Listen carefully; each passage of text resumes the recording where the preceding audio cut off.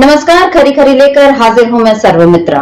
पिछले 2 लोकसभा चुनावों में गुजरात में पूरी सीटें जीतने वाली, क्लीन स्वीप करने वाली बीजेपी इस बार बुरी तरह फंसती हुई दिखाई दे रही है।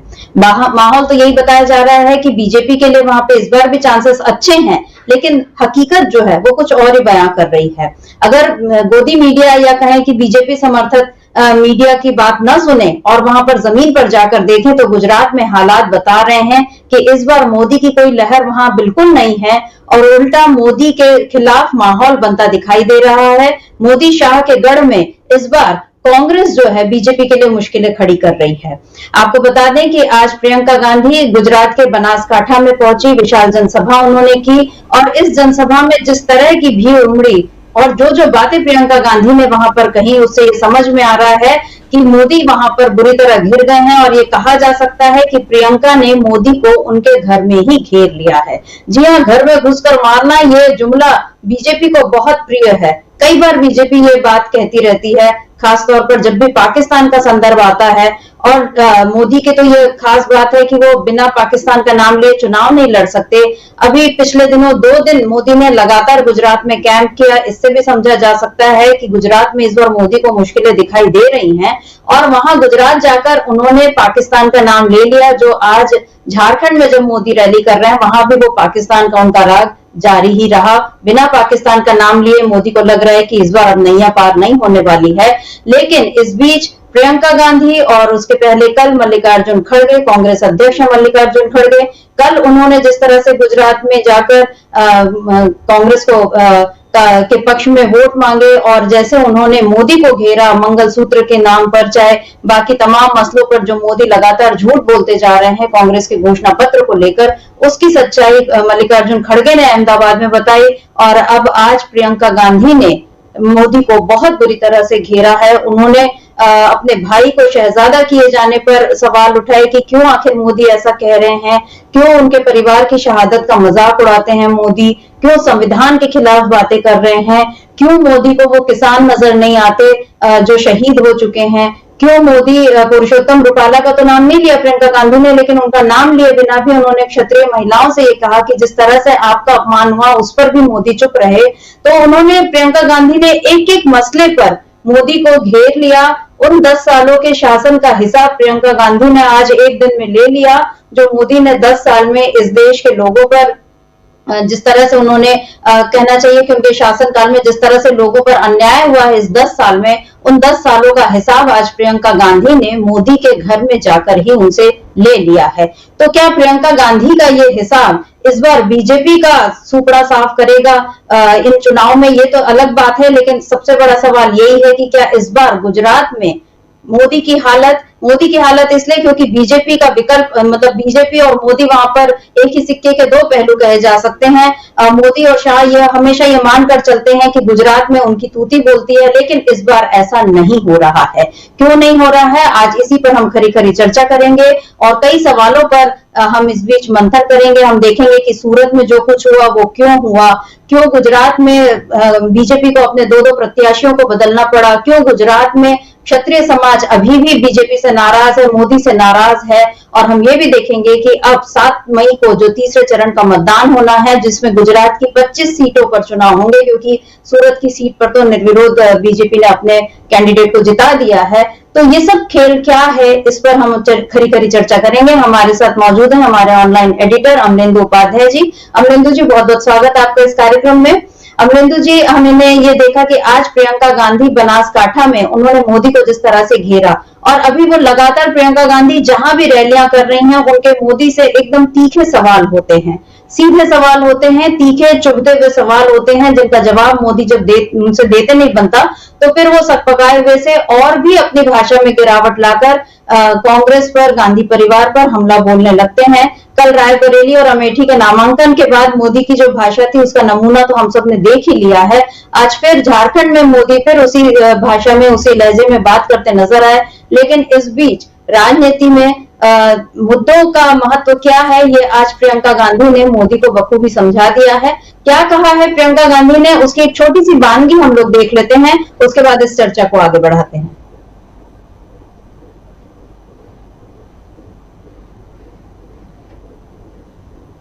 मेरा ख्याल है प्रियंका गांधी की अभी बाइट हम लेंगे कुछ देर में। हम देखेंगे कि किस तरह से उन्होंने कांग्रेस को का पक्ष रखते हुए ये बताया कि कैसे राहुल गांधी को शहजादा बोलकर पीएम मोदी अपनी कमजोरी छुपाना चाहते हैं। अमरिंदर जी, हमने देखा है कि गुजरात में दो दो प्रत्याशियों को बीजेपी को बदलना पड़ा अपने पहले साबरकाठा में, और उसके बाद और इधर पुरुषोत्तम रूपाला को लेकर जो लगातार विरोध चल रहा है। आज भी क्षत्रिय समाज ने ये रैली की और ये कहा कि हम मोदी को वोट नहीं देंगे। मतलब क्षत्रिय समाज की नाराजगी लगातार दिख रही है। और हमने देखा कि पिछले दिनों 2 दिन मोदी थे गुजरात में, उन्होंने 4-6 रैलियां की, जनसभाएं की, और इसके अलावा जामनगर के शाही परिवार से भी जाकर मिले ताकि इस बहाने वो क्षत्रियों की नाराजगी थोड़ी कम कर सके। तो आपको क्या लगता है कि 10 साल का प्रधानमंत्री जो बार बार पूरे देश में ये घूमकर बोलता जा रहा है कि मैं बहुत मजबूत हूं और आपको मैंने मजबूत सरकार दी है और आप अपने देश की मजबूती के लिए मुझे ही वोट दें, वो ये हर जगह बोलते जा रहे हैं। तो ये कैसी मजबूती है मोदी की जो उन्हें अपने ही गृह राज्य में जाकर 2 दिन तक कैंप करना पड़ रहा है और लोगों को जाकर मनाना पड़ रहा है? मोदी की मजबूती है या मजबूरी है? सुमित्रा जी, ये मोदी की मजबूरी है। और मोदी जो है जो नारा देते थे कि एक अकेला सब पे भारी, वो मालूम पड़ गया है कि नरेंद्र मोदी जो है भार होते जा रहे हैं, भारी नहीं। क्योंकि जामनगर में जहां मोदी ने अपनी जनसभा की और क्षत्रिय राजघराने से परिवार से जाकर के मिले, उसी जामनगर में कल क्षत्रियों की एक ज़बरदस्त सभा हुई है। और शंकर सिंह बाघेला जो पूर्व मुख्यमंत्री हैं, उन्होंने वहाँ ज़बरदस्त तरीके से भाषण दिया और क्षत्रियों से उन्होंने कहा है कि ये ध्यान रखना कि हमारा वोट किसी भी तरीके से उस तरफ ना जाने पाए कि इनको किसी तरीके का फ़ायदा मिले। यानी कि हमको बहिष्कार नहीं करना है, वोट उसको देना है जो बीजेपी को हराएगा। ये साफ तरीके से वहाँ क्षत्रियों की सभा में एक तरीके से कहा गया है। सुमित्रा जी, चाहे वो जामनगर हो या आनंद हो, आनंद में भी एक सभा हुई इससे पहले, और वहाँ भी ये घोषणा की गई कि हम इंडिया गठबंधन को समर्थन देते हैं जो बीजेपी को हराएगा। और ये वहाँ से वक्ताओं ने घोषणा की कि सुबह 10 बजे ही बीजेपी को यहाँ से हरा करके भेज देना है, ये वहाँ से घोषणा की। तो आप समझ सकती हैं कि किस तरीके से ये घोषणाएं जो हो रही हैं गुजरात में, और गुजरात में जिस तरीके से ये आंदोलन शुरू हुआ और जिसकी आंच जो है वो राजस्थान और उत्तर प्रदेश तक आई, क्षत्रिय बेल्ट में जिस तरीके से, तो ये मोदी का जो रणनीति है वो एक तरीके से दिखाती है। दरअसल नरेंद्र मोदी जिस रणनीति पर काम करते हैं, वो रणनीति पर ये काम करते हैं कि बहुसंख्यकवाद की राजनीति करते हुए दिखाई पड़ते हैं, मुसलमानों के खिलाफ बहुसंख्यकवाद की राजनीति, लेकिन हिंदुओं के अंदर जो है वो जातियों के अंदर वैमनस्य पैदा करके कुछ जातियों को अपनी तरफ करने की राजनीति करते हैं। पुरुषोत्तम रूपाला ने जो बयान दिया, वो पुरुषोत्तम रूपाला नरेंद्र मोदी के बहुत नज़दीकी समझे जाते हैं, और अमित शाह के बाद नंबर 2 गुजरात में वो समझे जाते हैं, वो मोदी के नज़दीकी हैं। तो ये संदेश आ रहा है कि रूपाला के मुंह से जो भी कुछ कहलवाया गया वो मोदी के द्वारा कहलवाया गया, ताकि जो दलित जातियां उनको अपनी तरफ किया जा सके। लेकिन वो दलित जातियां भी इनकी तरफ नहीं हो रही हैं, चूंकि वो संविधान का मसला जिस तरीके से सामने आ गया कि संविधान को बदलना चाहते हैं, संविधान को तोड़ करके ये आरक्षण खत्म करना चाहते हैं, तो वो दलित जातियाँ भी इंडिया गठबंधन के साथ एकजुट हो गई हैं। और इधर रूपाला के जरिए जो उन्होंने कहलवाया क्षत्रियों के लिए, तो वो क्षत्रिय जो है वो ज़बरदस्त तरीके से भारतीय जनता पार्टी के खिलाफ हो गए हैं। वो साफ तौर पे कह रहे हैं कि इन्होंने हमारी महिलाओं का अपमान किया है और हम इनके साथ हम किसी हाल में नहीं जा सकते। शंकर सिंह बाघेला ने कल जिस तरीके से शर्मिष्ठा जी में प्रहार किया है, वो बहुत काबिल गौर है कि उन्होंने जो जिन शब्दों का इस्तेमाल किया है शंकर सिंह बाघेला ने, उन्होंने कहा कि एक तो मैं पढ़ के बता देता हूं कि हमारे समुदाय के बहुत से नेताओं हमारे समुदायों की महिलाओं पर यह सुनिश्चित करने के लिए अत्याचार किया गया है कि वे भाषण ना दें और बाहर ना जाएं, लेकिन हम समझौता नहीं करते, हम सौदे नहीं करते, हम भाजपा में शामिल नहीं होंगे। ये साफ तौर पे शंकर सिंह बाघेला ने वहाँ जाकर के कहा उस जामनगर में जो सभा हुई। फिर उन्होंने क्षत्रियों से अपील की कि पछताने के बजाय यह सुनिश्चित करें कि वोट उस तरफ ना जाए चाहे कुछ भी हो जाए। ये एक तरीके से उन्होंने कहा। तो जो एक मानधाता सिंह जडेजा है, उनके नेतृत्व में विचार मंथन शिविर जो है वो भी हुआ वहाँ। तो ये इस तरीके से मतलब जो क्षत्रियों का गुस्सा सामने आ रहा है, उसने ये साबित कर दिया कि प्रधानमंत्री नरेंद्र मोदी जो है वो किस तरीके से अब गुजरात में ही घुटनों के बल आ गए हैं। इधर आज प्रियंका गांधी जिस तरीके से पहुंची हैं शर्मिष्ठा जी वहाँ बनासकांठा में, और वहाँ से उन्होंने हमला किया है, मल्लिकार्जुन खड़गे ने कल वहाँ प्रेस कॉन्फ्रेंस की, उन्होंने भी हमला की। तो ये घर में घुस के मारने वाली जो रणनीति है वो अब कांग्रेस अपना रही है कि मोदी को उनके घर के अंदर, जो गुजरात उनका घर समझा जाता है, वहीं घुस करके उनके ऊपर जो चोट की जा रही है। नरेंद्र मोदी बिलबिलाए हुए घूम रहे हैं। वो बिलबिलाहट जो उनकी वो झारखंड और बिहार में, बंगाल में जाकर के निकलती हुई दिखाई पड़ रही है, क्योंकि हमले जो हैं वो गुजरात में शुरू हो गए हैं और गुजरात अब मोदी से नहीं समझ रहा है, तो उसकी खिसियाहट जो वो बाहर जाकर के निकल रही है। अब जैसे कह दिया कि अमेठी छोड़ के भाग गए हैं शहजादे, अरे अमेठी छोड़ के भाग गए तो आप में हिम्मत थी आप रायबरेली से लड़ते, राहुल गांधी के नाम की घोषणा सुबह हो गई थी 7 बजे। तो नरेंद्र मोदी अगर इतने बड़े दिलवाले हो, 56 इंच का सीना है, तो राहुल गांधी के खिलाफ रायबरेली में जाके लड़ते और बताते कि मैं कहीं से भी लड़ सकता हूँ। भाई राहुल गांधी तो वायनाड से भी लड़के आ गए और यहाँ भी आ गए रायबरेली में लड़ने के लिए, अमेठी से भी लड़ चुके हैं। नरेंद्र मोदी में अगर हिम्मत थी तो नरेंद्र मोदी रायबरेली में जाकर के राहुल गांधी के खिलाफ नॉमिनेशन करते और बताते कि मैं राहुल गांधी से लड़ने के लिए आया हूँ।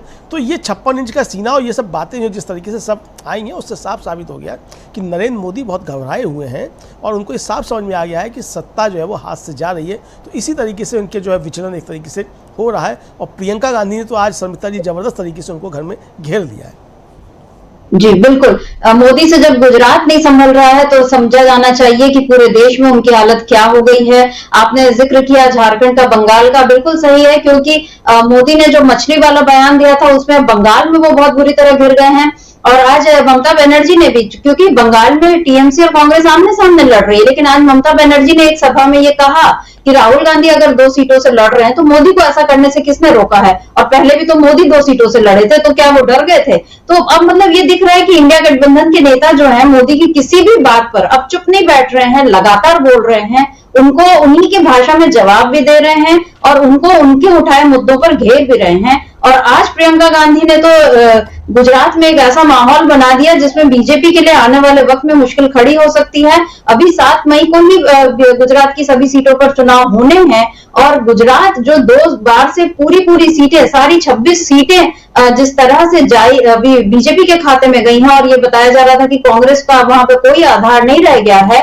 तो लेकिन अब जो प्रियंका गांधी वहां जिस तरह से आज उन्होंने रैली की, जो बातें उन्होंने कही, उसके बाद ये दिख रहा है कि गुजरात में मोदी बहुत बुरी तरह फंस गए हैं। क्या कहा है प्रियंका ने, इसको सुनते हैं पहले। वो मेरे भाई को शहजादा बोलते हैं।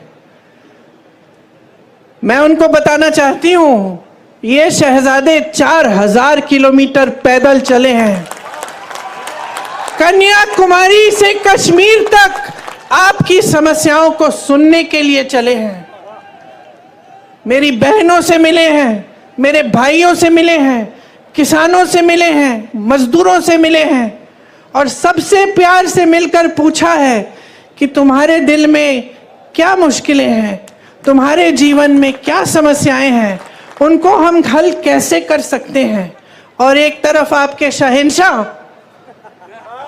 नरेंद्र मोदी जी महलों में रहते हैं, आपने कभी टीवी पे उनका चेहरा देखा है? एकदम साफ सुथरा सफेद कुर्ता, एक दाग नहीं है धूल का, एक बाल इधर से उधर नहीं हो रहा है। वो कैसे समझ पाएंगे आपकी मजदूरी, आपकी खेती? कैसे समझ पाएंगे? कैसे समझ पाएंगे कि आप किस दलदल में धंसे हुए हो? महंगाई से आप दब चुके हो, हर तरफ महंगाई। मेरी बहनें, मिट्टी के का तेल आज कितने का है? सब्जी खरीदने जाती हो, मिलती है क्या? तुम भाव क्या है उसका? पेट्रोल डीजल का दाम क्या है? मेरे किसान भाइयों, किस तरह से गुजारा कर रहे हो? खेती के हर सामान पे जीएसटी है, हर सामान महंगा हो चुका है। मेरी बहनें, अगर कोई त्योहार होता है, कुछ खरीदना पड़ता है, नए कपड़े, बच्चों के लिए कोई वर्दी खरीदनी पड़ती है, फीस भरनी पड़ती है, कोई बीमार पड़ जाता है, इलाज करना पड़ता है, तो क्या हालत होती है आपकी, ये मोदी जी नहीं जान सकते। क्योंकि मोदी जी अब अपने महल में बंद हैं, सत्ता से घिरे हुए हैं, उनके आसपास जितने भी लोग हैं उनसे डरते हैं, उनको कोई कुछ कहता नहीं है, और अगर कोई आवाज उठा भी ले तो उस आवाज को दबाने की कोशिश होती है। आज उनको ये नहीं पता है कि आप कितनी समस्याओं से जूझ रहे हैं।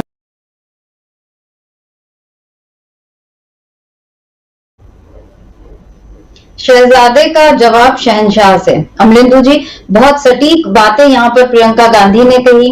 हालांकि इन बातों को हम अलग अलग जगहों पर कई बार सुन चुके हैं, लेकिन प्रियंका गांधी का अब जो ये बोलने का अंदाज है, वो जिस तरह सीधे लोगों से कनेक्ट कर रही हैं, किसानों से, मजदूरों से, महिलाओं से, बच्चों से, युवाओं से, उनकी समस्याओं पर जो सीधे बात कर रही हैं। और यहाँ पर आज एक और बड़ी बात जो उन्होंने कही कि मोदी के आप उनको टीवी पर देखिए, उनके चेहरे पर एक जरा सा कोई दाग नहीं, एक बार नहीं, उनके कपड़ों पर धूल का जरा सा कोई निशान नहीं, और उन्हें नहीं पता कि आप किस दलदल में फंसे हुए हैं। तो ये जो मोदी बार बार अपने को, अभी मेरा ख्याल है गुजरात में भी उन्होंने कहा था कि चाय वाला जो है वो प्रधानमंत्री बन गया और मैं जानता हूं आपकी पीड़ा, और वो बार बार अपनी गरीबी का रोना रोते रहे हैं। तो आपको क्या लगता है अमरेंद्र जी कि यहाँ पर प्रियंका गांधी ने आज बता दिया कि मोदी जो उनकी गरीबी है वो भी झूठी है उनके आंसुओं की तरह, और यहाँ पर वो शहंशाह बताकर और उनको महलों में कैद उन्होंने जो बता दिया है, क्या ये प्रियंका गांधी की बात इस बार मोदी पर भारी पड़ सकती है? निश्चित तौर पर समिता जी, प्रियंका की बात नरेंद्र मोदी के ऊपर काफ़ी ज़्यादा भारी पड़ रही है। और नरेंद्र मोदी जिस तरीके से रोना रोते थे कि मैंने चाय बेची है, मैं गरीब का बेटा हूं, तो उसकी जो उनकी पूरी एक तरीके से कहा जाए जो उन्होंने छवि अपनी बना के रखी हुई थी, उस पर ज़बरदस्त तरीके से प्रियंका गांधी ने प्रहार किया है। हालांकि इससे पहले राहुल गांधी ने भी समिता जी प्रहार किया था, और राहुल गांधी ने कहा था कि मैं जो हूँ वो अडानी की बात करता हूँ, लेकिन आपने देखा है कि मैं एक शर्ट में एक तरीके से रहता हूँ। और वो अडानी अंबानी की बात नहीं करते, लेकिन आपने देखा है कि वो क्या करते हैं, तो मैं आपका आदमी हूँ और वो अडानी अंबानी के हैं, वो उसका नाम नहीं लेते, मैं जबकि बार बार नाम लेता हूँ। तो ये राहुल गांधी ने एक तरीके से प्रधानमंत्री के ऊपर प्रहार किया था कि वो असल में किसके हित में काम कर रहे हैं नरेंद्र मोदी, और उनकी सरकार जो है वो किनके हित में काम कर रही है, ये उन्होंने प्रहार किया था। आज जिस तरीके से प्रियंका गांधी ने ये हमला किया है और शहजादे का जो उत्तर उन्होंने शहंशाह से दिया है, तो ये नरेंद्र मोदी के ऊपर बहुत ज़बरदस्त प्रहार है। और नरेंद्र मोदी ने शायद सोचा नहीं होगा कि कांग्रेस की तरफ से इस तरीके के प्रहार जो नरेंद्र मोदी के ऊपर होना शुरू हो जाएंगे, क्योंकि अभी तक जो थे Narendra Modi below the belt जाकर के वार किया करते थे, अभी भी कर रहे हैं। खैर उनका अपना स्तर है, उस स्तर पर कोई नहीं गिर सकता है, प्रियंका गांधी भी नहीं गिर सकती हैं उस स्तर तक, राहुल गांधी भी नहीं गिर सकते हैं, और गिरे से गिरा नेता जो है वो भी उस स्तर तक नहीं गिर सकता है जिस स्तर तक नरेंद्र मोदी जाकर के गिर चुके हैं। तो वो खैर कोई नहीं गिर सकता, लेकिन उसके बावजूद जो है अगर इस तरीके के प्रहार हो रहे हैं और जो उनकी बनी बनाई छवि है उसके ऊपर अगर इस तरीके से प्रहार किए जा रहे हैं, तो नरेंद्र मोदी के लिए चिंता का एक विषय निश्चित तौर पर बन गया है। पहले तो समझा ये जा रहा था कि नरेंद्र मोदी गुजरात नहीं जाएंगे, वे बताएंगे कि मैं बिना गुजरात गए गुजरात की सीटें हमने सब जीतनी है। जिस तरीके से सूरत का कांड हुआ तो ये समझा गया कि सूरत जो है वो जगह जगह दोहराया जाएगा। लेकिन जिस तरीके से क्षत्रिय जो थे वो अपनी म्यान में से तलवारें निकाल करके खड़े हो गए हैं, उससे अब जो है वो नरेंद्र मोदी का आभा मंडल जो है वो एकदम से कहा जाए वो चकनाचूर हो गया है, और वहाँ नरेंद्र मोदी के सामने ज़बरदस्त तरीके से संकट जो है उत्पन्न हो रहे हैं। एक तो वो जिस तरीके से हिंदू मुसलमान की बातें करते हैं, उस हिंदू मुसलमान का जवाब भी जो है वो खड़गे जी ने भी दिया वहाँ अपनी कल प्रेस कॉन्फ्रेंस में, और प्रियंका गांधी ने भी यहाँ से इसके जवाब दिए और कहा कि भाई जिस तरीके से सारी बातें करते हैं इससे आपका क्या लेना देना है, ये आपके मुद्दों की बात क्यों नहीं करते, जनता के मुद्दों की बात क्यों नहीं करते। मेरा भाई जो है वो 4000 किलोमीटर चला, यानी जिसके लिए शहजादे कहा जा रहा है, वो 4000 किलोमीटर चला और 4000 किलोमीटर चलकर उसने आपकी समस्याएं सुनी और आपकी समस्याओं को हल करने की उसने बात की। नरेंद्र मोदी क्या करते हैं?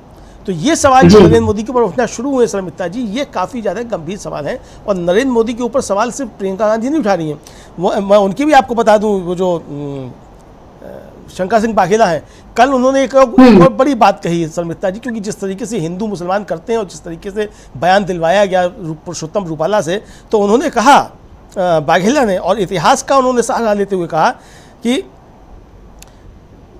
छत्रपति शिवाजी महाराज और महाराणा प्रताप दोनों मुसलमानों के विरोधी नहीं थे। यही कारण है कि क्षत्रिय आज किसी विशिष्ट समुदाय के विरोधी नहीं हो सकते हैं, वे सभी समुदायों को गले लगाते हैं, और इनकी दोनों की जो सेना थी उनका नेतृत्व जो है वो मुस्लिम लोगों ने किया था, यानी हाकिम का सूर जो महाराणा प्रताप के सेनापति थे उनकी तरफ इशारा करते हुए शंकर सिंह वाघेला ने कहा।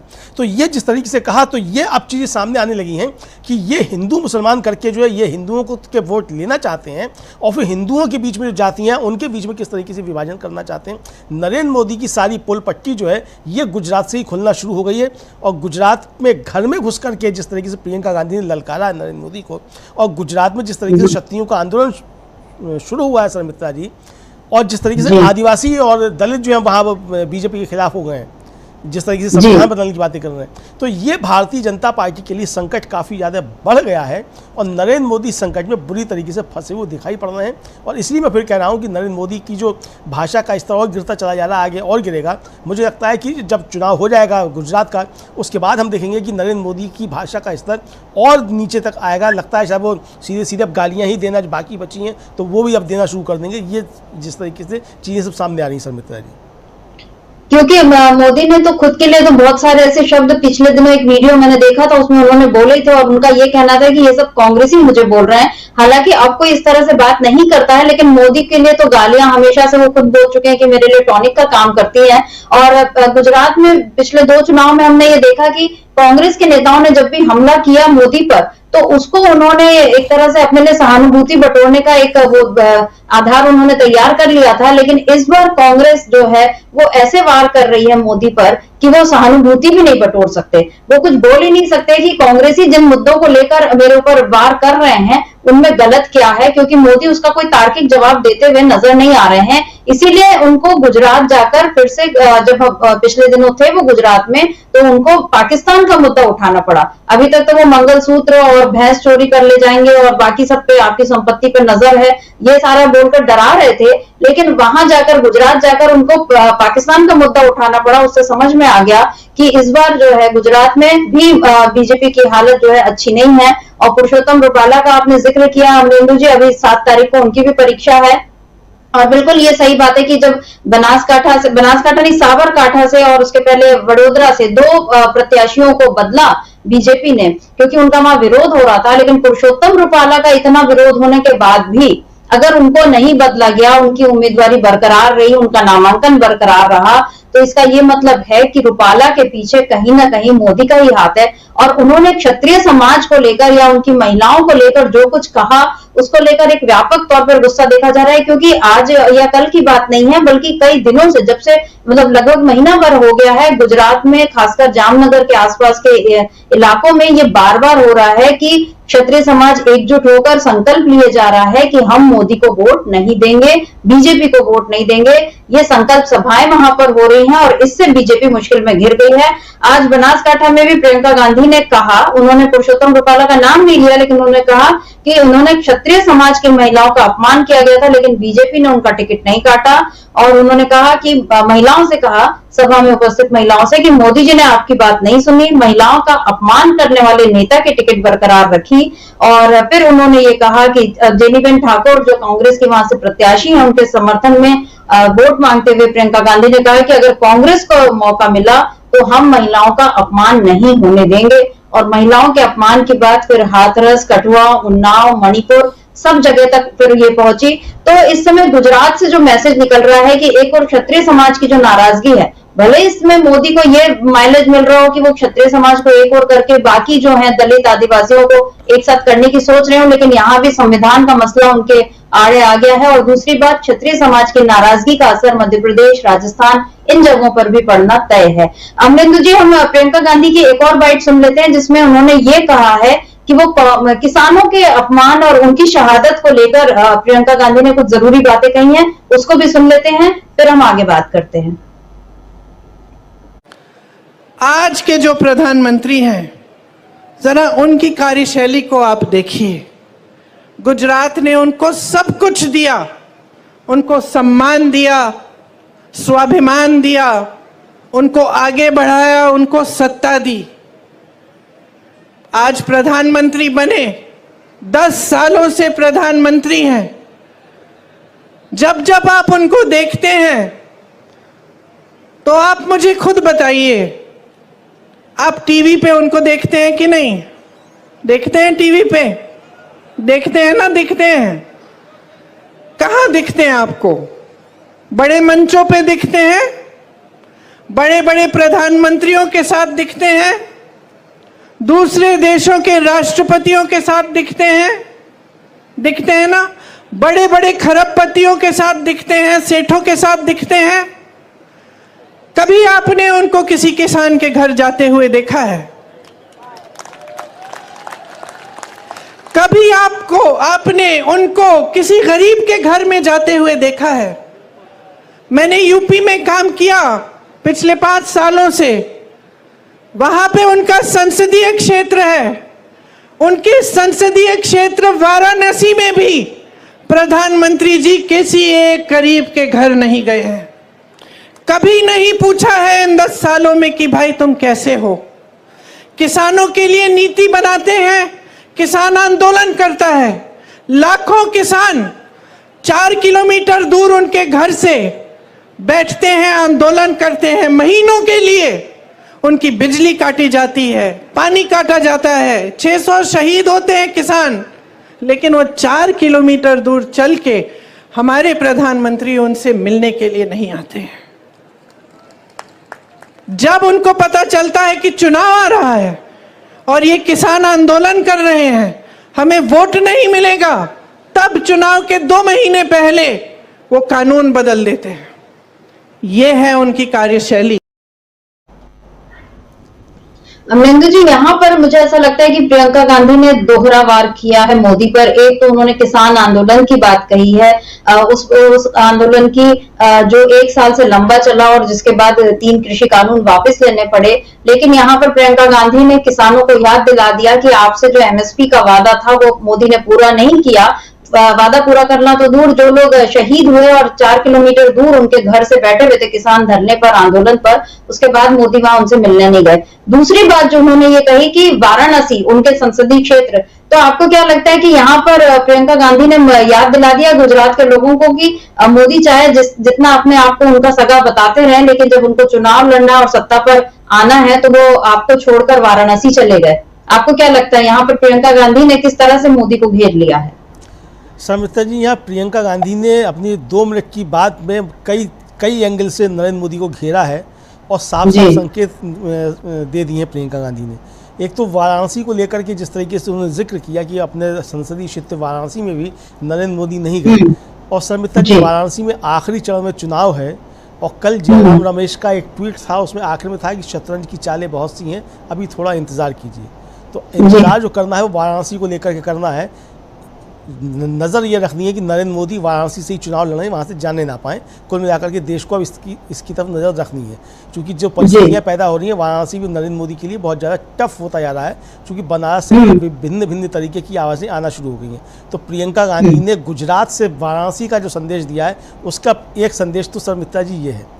दूसरा जो किसानों को लेकर के संदेश दिया है उन्होंने, निश्चित तौर पर किसानों को बताया कि किस तरीके से इन्होंने आपकी ज़मीनें हड़पने के लिए और आपका एक तरीके से कहा जाए कि फसल जो उसका हड़पने के लिए ये जो काले कानून लेकर के आए थे, किस तरीके से किसानों की शहादतें हुई। उस शहादतों के बाद जो है इन्होंने तब वो किसान कानून वापस लिए जब चुनाव आ गया था, यानी इनको लगा कि किसानों के वोट से जो है ये चुनाव हार जाएंगे, तो इन्होंने किया। यानी इनके लिए महत्वपूर्ण जो है वो सिर्फ चुनाव जीतना और सरकारें बनाना है। ये जनता के हित की बात और जनता के दर्द की बात ये समझ नहीं सकते हैं, ये बताया। और ये भी बताने की कोशिश की कि हमारा प्रधानमंत्री जो है वो कितना ज़्यादा निष्ठुर और कितना ज़्यादा संवेदनहीन है कि उससे घर से 4 किलोमीटर दूरी पर किसान जो है जाड़ा गर्मी बरसात तीनों मौसम जो है खुले आसमान के नीचे गुजार देते हैं। 700 से ज़्यादा किसान जो है वो शहीद हो जाते हैं, और हमारा प्रधानमंत्री उनसे मिलने का समय नहीं निकाल पाता है, सिर्फ अपने घर से 4 किलोमीटर की दूरी पे। तो ये व्यक्ति कितना संवेदनहीन है ये बताने की एक तरीके से उन्होंने कोशिश की है। एक और जो बात जिसकी तरफ मैं इशारा करना चाहता हूँ सर मित्ता जी, वो ये है कि प्रधानमंत्री भी बीच में भैंसों को लेकर के आए थे कि कांग्रेस आएगी तो आपकी 2 भैंस में से 1 भैंस खोल के ले जाएगी। प्रधानमंत्री जो भी कहते हैं, नरेंद्र मोदी जो भी कहते हैं, उसकी बात की गहराई में जाकर के समीक्षा करने की आवश्यकता होती है, क्योंकि नरेंद्र मोदी एक भी शब्द बिना किसी छिपे हुए एजेंडे के बोलते नहीं है। ये नरेंद्र मोदी की खासियत है। आपको याद होगा समिता जी, इस समय किसान आंदोलन चल रहा था, ठीक उसी समय में एक आरसेप योजना थी, उसके साथ जो था वो चीन के साथ और उसमें कई देश शामिल, उनके साथ एक समझौता होना था जिस पर बीच में हट गई थी सरकार, पीछे चली गई थी। हालांकि उसके लिए पहले काफ़ी पहले भी की जा रही थी। उस आरसेप में यही था समिता जी कि किस तरीके से नीदरलैंड्स और ऑस्ट्रेलिया से यहाँ दूध आएगा और किस तरीके से वहाँ से दूध का पाउडर आएगा, यहाँ आकर के वो बिकेगा, और यहाँ के किसानों की गाय जो है वो छीन करके एक तरीके से यहाँ के बड़े जो पूंजीपति हैं और गाय भैंसें उनकी छीन करके उनको दे दी जाएंगी। तो नरेंद्र मोदी जो भैंसों को लेकर के आए हैं उसके पीछे समझने की आवश्यकता है कि नरेंद्र मोदी अगर 2024 के इस चुनाव के बाद लौट के आते हैं तो निश्चित तौर पर ये भैंसें छीनने का काम नरेंद्र मोदी ही करेंगे, और ये कानून लेकर के इस तरीके का आएंगे कि यहाँ की किसानों से जो है पशुधन छीन करके इनकी जो बड़े मित्र हैं उनको दे दिया जाए, ताकि जिस तरीके से अमेरिका में बड़े बड़े जो है वो फार्म हाउस होते हैं, वहाँ 1-2 हज़ार गाय होती है, उस तरीके से ये बने और पशुधन पे एक तरीके से उनका कब्जा हो जाए। तो उससे एक तो ये फुर्सत मिल जाएगी कि जो छुट्टा पशुओं की जो समस्या बताई जाती है, सब क्यों हो रही है, किसान छोड़ देता है या क्या होता है इसकी वजह से, तो अब वहाँ होगा अडानी अंबानी की में तो कितना कट गया और कितना बिक गया किसी को मालूम नहीं पड़ेगा, चूँकि वहाँ हज़ारों की तादाद में होगी तो कोई उसका हिसाब किताब करने वाला नहीं होगा। और दूध के व्यापार पर एक तरीके से पूरा कब्जा जो है वो 2 बड़े खानदानों का हो जाएगा, 2 बड़े पूंजीपतियों का हो जाएगा। इसके पीछे ये मंशा जो है देश को समझने की आवश्यकता है समिता जी। तो प्रियंका गांधी जो संदेश दे रही हैं वो संदेश सिर्फ इतना नहीं है कि नरेंद्र मोदी को कैसे घेरा जा रहा है और गुजरात में जाकर के उन्होंने हमले किए।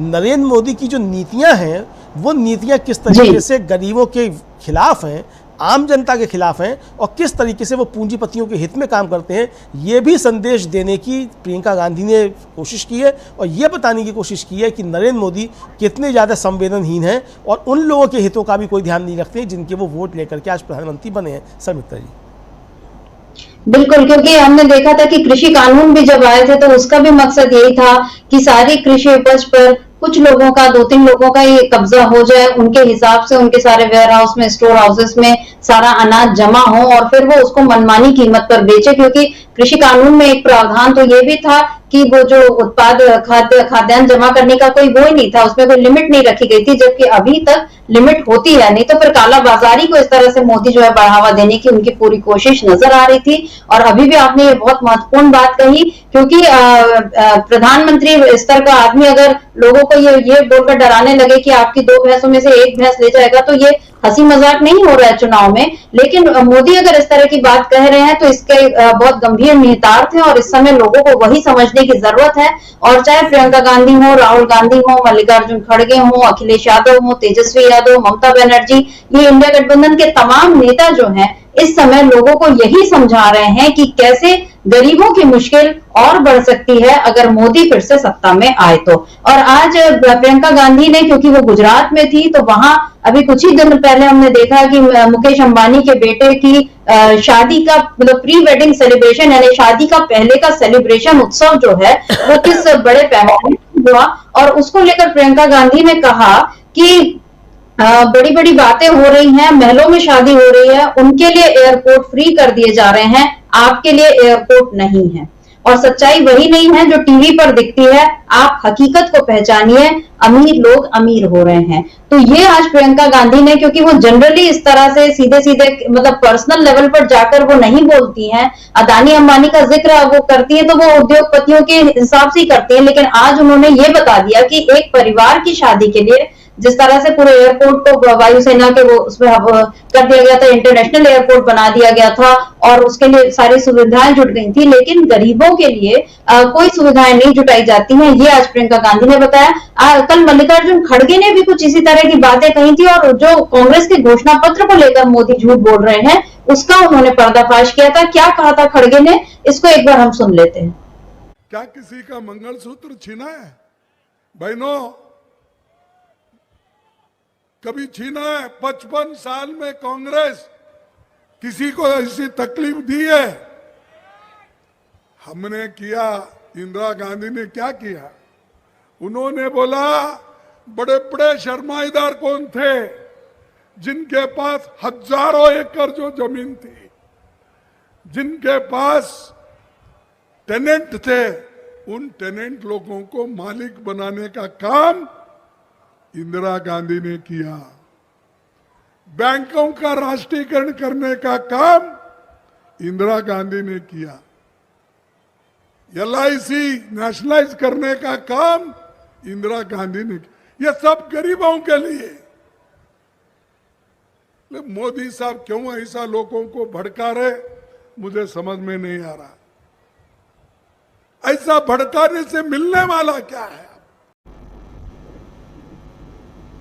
बहुत महत्वपूर्ण सवाल मल्लिकार्जुन खड़गे का कि ऐसा भड़काने से मिलने वाला क्या है। हालांकि जवाब हम लोग भी जानते हैं कि ये सब भड़काया सिर्फ इसीलिए जा रहा है क्योंकि किसी भी तरह मोदी को सत्ता मिल जाए। लेकिन अमलेंदु जी, आज ये जो मल्लिकार्जुन खड़गे ने कल जो बातें कही, उन्होंने इंदिरा गांधी के कार्यकाल में हुई बातों को याद दिला दिया कि बैंकों का राष्ट्रीयकरण हो, चाहे LIC का काम हो, चाहे ये विपर्स खत्म करना, ये सारी चीजें जो की गई वो गरीबों के हित में की गई थी। लेकिन अब मोदी जो है ये बता रहे हैं कि कांग्रेस का घोषणा पत्र गरीबों के किस तरह से खिलाफ है।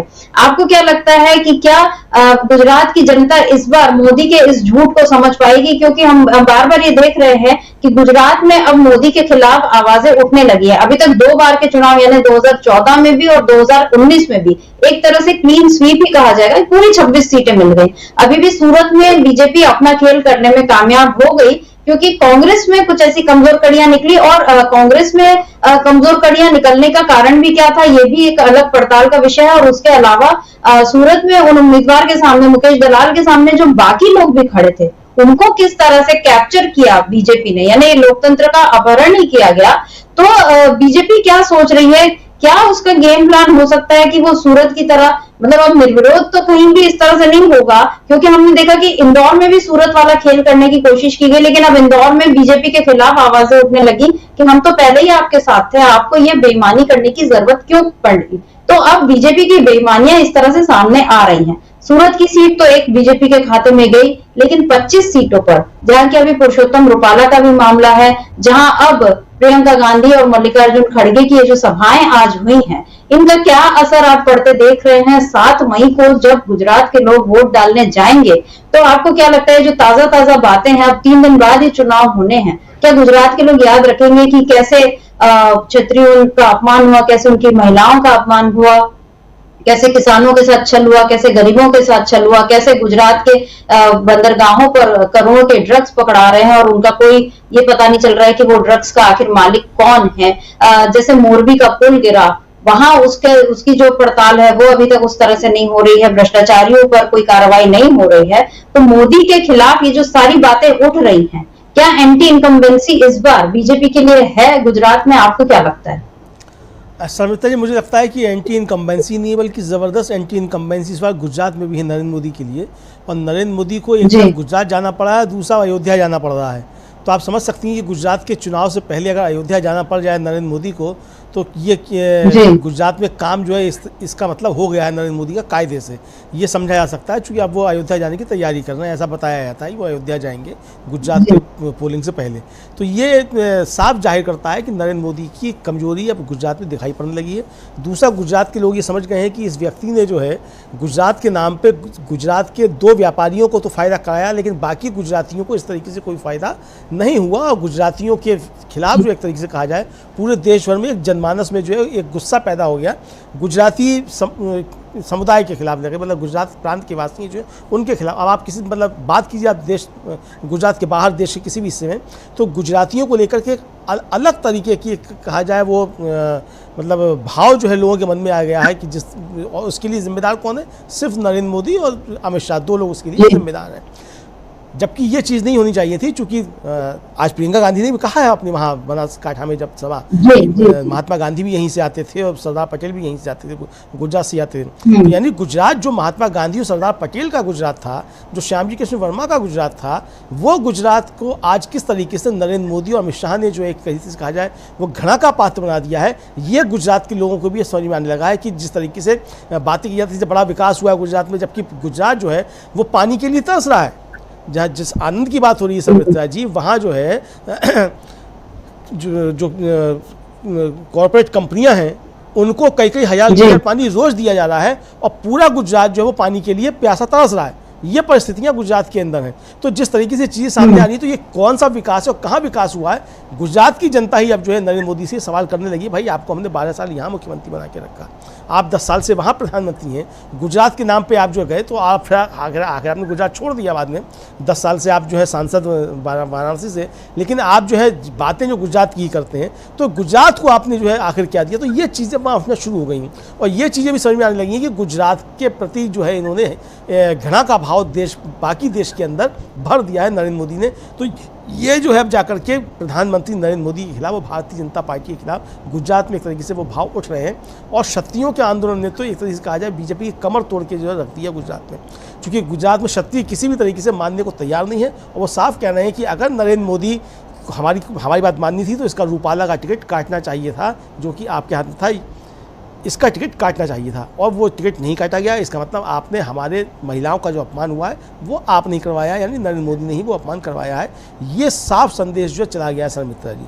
और गुजरात में क्षत्रिय जो मतलब गुजरात में क्या सभी जगह क्षत्रिय जो थे वो भारतीय जनता पार्टी की तरह से कहा जाए वो रीढ़ थे वो सिर्फ वोट ही नहीं देते थे बल्कि औरों के वोट भी डलवाते थे, यानी वो मजबूती के साथ जो थे वो मसल पावर भी उनके पास है, तो उसका इस्तेमाल भी जो था वो भारतीय जनता पार्टी के लिए करते थे। लेकिन आज वही क्षत्रिय जो हैं वो भारतीय जनता पार्टी के खिलाफ ज़बरदस्त तरीके से खड़े हुए हैं, और सिर्फ गुजरात में नहीं पूरे देश में जो है जो भी असली क्षत्रिय हैं वो सारे क्षत्रिय जो है वो बीजेपी के खिलाफ मजबूती के साथ खड़े हुए हैं। तो ये प्रधानमंत्री नरेंद्र मोदी की जो है वो एक तरीके से कहा जाए जो नीतियाँ हैं उनका शल्य चिकित्सा जो है वो गुजरात करने जा रहा है, और यहाँ से जो है भारतीय जनता पार्टी जब बाहर निकलेगी तो कई जगह उसके अंग जो है वो कटे फटे होंगे, ऐसा समझा जा सकता है। सुमित्रा जी, गुजरात से बीजेपी के लिए अब बहुत अच्छे दिन नहीं आएंगे, ये अब लहर बता रही है, माहौल बता रहा है, और गुजरात के लोग तो अब सवाल कर ही रहे हैं कि आपने हमारे लिए क्या किया, क्योंकि पहले मुख्यमंत्री रहते हुए गुजरात के लोगों को बहुत सारी तकलीफें झेलनी पड़ी,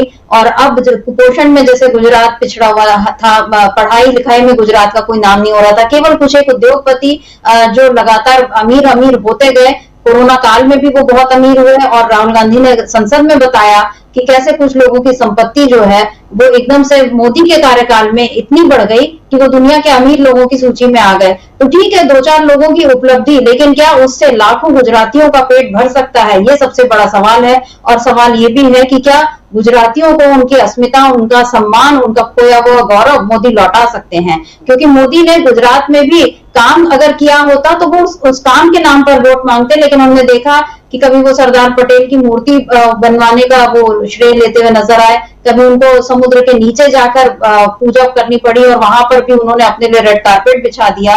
द्वारका में अभी उन्होंने पूजा की थी। कभी वो सी प्लेन की सवारी करते हुए नजर आए। इसी गुजरात में उन्होंने बुलेट ट्रेन चलाने का वादा किया था, और इसी बुलेट ट्रेन को लेकर जो उन्होंने किसानों की जमीन जो ली, और उस जमीन को के बदले जो उनको मुआवजा मिलना था वो भी नहीं मिल रहा, और उस जमीन अधिग्रहण का भी कितना विरोध हुआ, ये सारी खबरें भी हैं। हालांकि ये खबरें आपको मुख्य धारा के मीडिया में बहुत कम दिखाई देंगी, लेकिन जनता को मीडिया उतना प्रभावित नहीं कर सकता है, क्योंकि जब उसके पेट का सवाल आता है, जब उसके पेट पर लात पड़ती है अमीरों की, वो जब ये देख रही है कि 2-4 लोग इतने अमीर हो रहे हैं कि उनके लिए पूरा एयरपोर्ट भी उनके हवाले कर दिया जा रहा है उनके प्री वेडिंग सेलिब्रेशन के लिए, लेकिन हम लोगों को पानी के लिए भी तरसना पड़ रहा है, तो ये सारे जो जमीन के सवाल हैं अब बीजेपी पर भारी पड़ने लगे हैं। और आज प्रियंका गांधी ने जिस तरह से मोदी को उनके घर में जाकर घेरा है, कोई अभद्र भाषा नहीं, कोई गलत सवाल नहीं, सीधी सीधी बात, सीधे सीधे सवाल, और राहुल गांधी को जो घेरने की कोशिश मोदी करते रहे हैं, या पाकिस्तान के नाम पर जिस तरह से कांग्रेस को घेरने की कोशिश करते रहे हैं, तो मल्लिकार्जुन खड़गे हो या प्रियंका गांधी, उन लोगों ने जनता को सच बता दिया है कि बीजेपी की हकीकत क्या है। बीजेपी का आईना आज प्रियंका गांधी ने दिखा दिया है। अब इस आईना देखने के बाद क्या मोदी अपनी लाज बचा पाएंगे? क्या बीजेपी की लाज बचा पाएंगे? क्या 7 मई को जो तीसरे चरण का चुनाव होगा उसमें बीजेपी बची हुई 25 सीटों पर अपना पुराना प्रदर्शन बरकरार रख पाएगी, या इस बार कांग्रेस के हाथ बुरी तरह पिट जाएगी? ये देखना होगा। इसके लिए 4 जून तक का इंतजार करना होगा। तो बहुत सारी खबरें इस बीच आती रहेंगी, हम इन तमाम खबरों पर खरी खरी चर्चा करते रहेंगे। अमलेंदु जी, आज की इस चर्चा को हम यहीं रोकते हैं। आप बने रहिए डीबी लाइव के साथ। शुक्रिया आप तमाम दर्शकों का जिन्होंने इस कार्यक्रम को देखा और सुना। आगे भी हम इस तरह की चर्चा करते रहेंगे, आप जुड़े रहिए। नमस्कार, खरी खरी लेकर हाजिर हूं मैं सर्वमित्रा। पिछले 2 लोकसभा चुनावों में गुजरात में पूरी सीटें जीतने वाली, क्लीन स्वीप करने वाली बीजेपी इस बार बुरी तरह फंसती हुई दिखाई दे रही है। माहौल तो यही बताया जा रहा है कि बीजेपी के लिए वहां पे इस बार भी चांसेस अच्छे हैं, लेकिन हकीकत जो है वो कुछ और ही बयां कर रही है। अगर गोदी मीडिया या कहें कि बीजेपी समर्थक मीडिया की बात न सुने और वहां पर जमीन पर जाकर देखें, तो गुजरात में हालात बता रहे हैं कि इस बार मोदी की कोई लहर वहां बिल्कुल नहीं है, और उल्टा मोदी के खिलाफ माहौल बनता दिखाई दे रहा है। मोदी शाह के गढ़ में इस बार कांग्रेस जो है बीजेपी के लिए मुश्किलें खड़ी कर रही है। आपको बता दें कि आज प्रियंका गांधी गुजरात के बनासकांठा में पहुंची, विशाल जनसभा उन्होंने की, और इस जनसभा में जिस तरह की भीड़ उमड़ी और जो बातें प्रियंका गांधी ने वहां पर कही, उससे ये समझ में आ रहा है कि मोदी वहां पर बुरी तरह घिर गए हैं, और ये कहा जा सकता है कि प्रियंका ने मोदी को उनके घर में ही घेर लिया है। जी हाँ, घर में घुसकर मारना, ये जुमला बीजेपी को बहुत प्रिय है। कई बार बीजेपी ये बात कहती रहती है, खासतौर पर जब भी पाकिस्तान का संदर्भ आता है, और मोदी के तो ये खास बात है कि वो बिना पाकिस्तान का नाम लिए चुनाव नहीं लड़ सकते। अभी पिछले दिनों 2 दिन मोदी ने लगातार गुजरात में कैंप किया। इससे भी समझा जा सकता है कि गुजरात में इस बार मोदी को मुश्किलें दिखाई दे रही हैं, और वहां गुजरात जाकर उन्होंने पाकिस्तान का नाम ले लिया। जो आज झारखंड में जब मोदी रैली कर रहे हैं, वहां भी वो पाकिस्तान का उनका राग जारी ही रहा। बिना पाकिस्तान का नाम लिए मोदी को लग रहा है कि इस बार अब नैया पार नहीं होने वाली है। लेकिन इस बीच प्रियंका गांधी और उसके पहले कल मल्लिकार्जुन खड़गे, कांग्रेस अध्यक्ष मल्लिकार्जुन खड़गे, कल उन्होंने जिस तरह से गुजरात में जाकर कांग्रेस को के पक्ष में वोट मांगे, और जैसे उन्होंने मोदी को घेरा मंगलसूत्र के नाम पर, चाहे बाकी तमाम मसलों पर जो मोदी लगातार झूठ बोलते जा रहे हैं कांग्रेस के घोषणा पत्र को लेकर, उसकी सच्चाई मल्लिकार्जुन खड़गे ने अहमदाबाद में बताई। और अब आज प्रियंका गांधी ने मोदी को बहुत बुरी तरह से घेरा है। उन्होंने अपने भाई को शहजादा किए जाने पर सवाल उठाए कि क्यों आखिर मोदी ऐसा कह रहे हैं, क्यों उनके परिवार की शहादत का मजाक उड़ाते हैं मोदी, क्यों संविधान के खिलाफ बातें कर रहे हैं, क्यों मोदी को वो किसान नजर नहीं आते जो शहीद हो चुके हैं, क्यों मोदी पुरुषोत्तम रूपाला का तो नाम नहीं लिया प्रियंका गांधी ने, लेकिन उनका नाम लिए बिना भी उन्होंने क्षत्रिय महिलाओं से ये कहा कि जिस तरह से आपका अपमान हुआ उस पर भी मोदी चुप रहे। तो उन्होंने, प्रियंका गांधी ने एक एक मसले पर मोदी को घेर लिया। उन 10 सालों के शासन का हिसाब प्रियंका गांधी ने आज एक दिन में ले लिया, जो मोदी ने 10 साल में इस देश के लोगों पर जिस तरह से उन्होंने कहना चाहिए कि उनके शासनकाल में जिस तरह से लोगों पर अन्याय हुआ है इस 10 साल में, उन 10 सालों का हिसाब आज प्रियंका गांधी ने मोदी के घर में जाकर ही उनसे ले लिया है। तो क्या प्रियंका गांधी का ये हिसाब इस बार बीजेपी का सूपड़ा साफ करेगा इन चुनाव में? ये तो अलग बात है, लेकिन सबसे बड़ा सवाल यही है कि क्या इस बार गुजरात में मोदी की हालत इसलिए क्योंकि बीजेपी का विकल्प, मतलब बीजेपी और मोदी वहां पर एक ही सिक्के के 2 पहलू कहे जा सकते हैं। मोदी और शाह ये हमेशा ये मानकर चलते हैं कि गुजरात में उनकी तूती बोलती है, लेकिन इस बार ऐसा नहीं हो रहा है।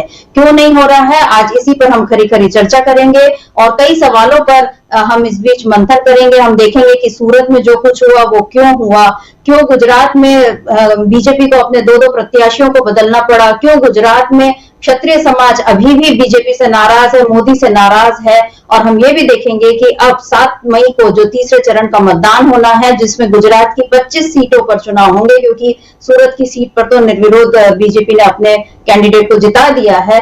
तो ये सब खेल क्या है, इस पर हम खरी खरी चर्चा करेंगे। हमारे साथ मौजूद है हमारे ऑनलाइन एडिटर अमलेंदु उपाध्याय जी। अमलेंदु जी, बहुत बहुत स्वागत आपका इस कार्यक्रम में। अमलेंदु जी, हमने ये देखा कि आज प्रियंका गांधी बनासकांठा में उन्होंने मोदी को जिस तरह से घेरा, और अभी वो लगातार प्रियंका गांधी जहां भी रैलियां कर रही हैं, उनके मोदी से एकदम तीखे सवाल होते हैं, सीधे सवाल होते हैं, तीखे चुभते हुए सवाल होते हैं, जिनका जवाब मोदी जब उनसे देते नहीं बनता तो फिर वो सकपकाए हुए से और भी अपनी भाषा में गिरावट लाकर कांग्रेस पर, गांधी परिवार पर हमला बोलने लगते हैं। कल रायबरेली और अमेठी के नामांकन के बाद मोदी की जो भाषा थी उसका नमूना तो हम सब ने देख ही लिया है। आज फिर झारखंड में मोदी फिर उसी भाषा में, उसी लहजे में बात करते नजर आए। लेकिन इस बीच राजनीति में मुद्दों का महत्व क्या है, ये आज प्रियंका गांधी ने मोदी को बखूबी समझा दिया है।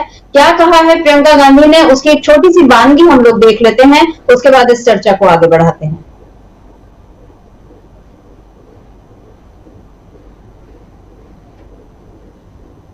मेरा ख्याल है प्रियंका गांधी की अभी बाइट हम लेंगे कुछ देर में। हम देखेंगे कि किस तरह से उन्होंने कांग्रेस को का पक्ष रखते हुए ये बताया कि कैसे राहुल गांधी को शहजादा बोलकर पीएम मोदी अपनी कमजोरी छुपाना चाहते हैं। अमरेंद्र जी, हमने देखा है कि गुजरात में 2-2 प्रत्याशियों को बीजेपी को बदलना पड़ा, अपने पहले साबरकांठा में और उसके बाद, और इधर पुरुषोत्तम रूपाला को लेकर जो लगातार विरोध चल रहा है। आज भी क्षत्रिय समाज ने ये रैली की और ये कहा कि हम मोदी को वोट नहीं देंगे। मतलब क्षत्रिय समाज की नाराजगी लगातार दिख रही है। और हमने देखा कि पिछले दिनों 2 दिन मोदी थे गुजरात में, उन्होंने 4-6 रैलियां की, जनसभाएं की, और इसके अलावा जामनगर के शाही परिवार से भी जाकर मिले। ताकि इस बहाने वो क्षत्रियों की नाराजगी थोड़ी कम कर सकें। तो आपको क्या लगता है कि 10 साल का प्रधानमंत्री जो बार बार पूरे देश में ये घूमकर बोलता जा रहा है कि मैं बहुत मजबूत हूं और आपको मैंने मजबूत सरकार दी है और आप अपने देश की मजबूती के लिए मुझे ही वोट दें, वो ये हर जगह बोलते जा रहे हैं, तो ये कैसी मजबूती है मोदी की जो उन्हें अपने ही गृह राज्य में जाकर 2 दिन तक कैंप करना पड़ रहा है और लोगों को जाकर मनाना पड़ रहा है? मोदी की मजबूती है या मजबूरी है? सुमित्रा जी, ये मोदी की मजबूरी है। और मोदी जो है जो नारा देते थे कि एक अकेला सब पे भारी, वो मालूम पड़ गया है कि नरेंद्र मोदी जो है भार होते जा रहे हैं, भारी नहीं।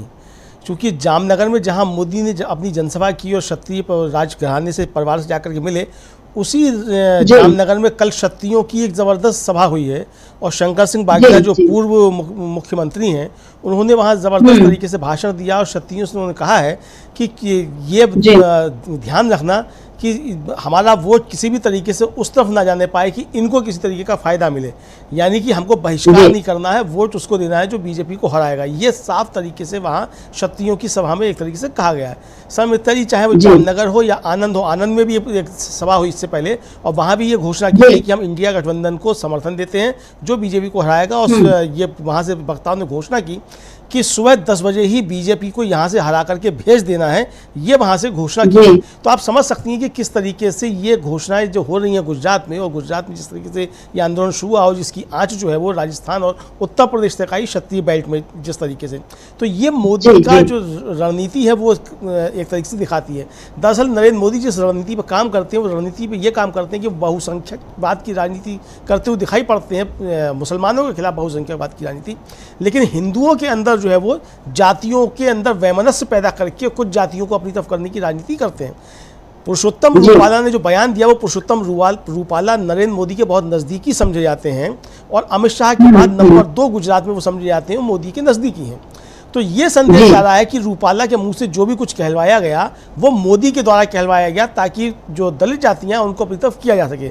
लेकिन वो दलित जातियां इनकी तरफ नहीं हो रही हैं, चूंकि वो संविधान का मसला जिस तरीके से सामने आ गया कि संविधान को बदलना चाहते हैं और संविधान को तोड़ करके ये आरक्षण खत्म करना चाहते हैं, तो वो दलित जातियां भी इंडिया गठबंधन के साथ एकजुट हो गई हैं।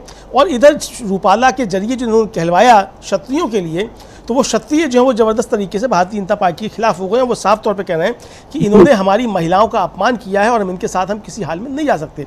शंकर सिंह बाघेला ने कल जिस तरीके से शर्मिष्ठा जी में प्रहार किया है, वो बहुत काबिल गौर है कि उन्होंने जो जिन शब्दों का इस्तेमाल किया है शंकर सिंह बाघेला ने, उन्होंने कहा कि एक तो मैं पढ़ के बता देता हूं कि हमारे समुदाय के बहुत से नेताओं हमारे समुदायों की महिलाओं पर यह सुनिश्चित करने के लिए अत्याचार किया गया है कि वे भाषण ना दें और बाहर ना जाएं, लेकिन हम समझौता नहीं करते, हम सौदे नहीं करते, हम भाजपा में शामिल नहीं होंगे। ये साफ तौर पे शंकर सिंह बाघेला ने वहाँ जाकर के कहा उस जामनगर में जो सभा हुई। फिर उन्होंने क्षत्रियों से अपील की कि पछताने के बजाय यह सुनिश्चित करें कि वोट उस तरफ ना जाए चाहे कुछ भी हो जाए, ये एक तरीके से उन्होंने कहा। तो जो एक मानधाता सिंह जडेजा है, उनके नेतृत्व में विचार मंथन शिविर जो है वो भी हुआ वहाँ।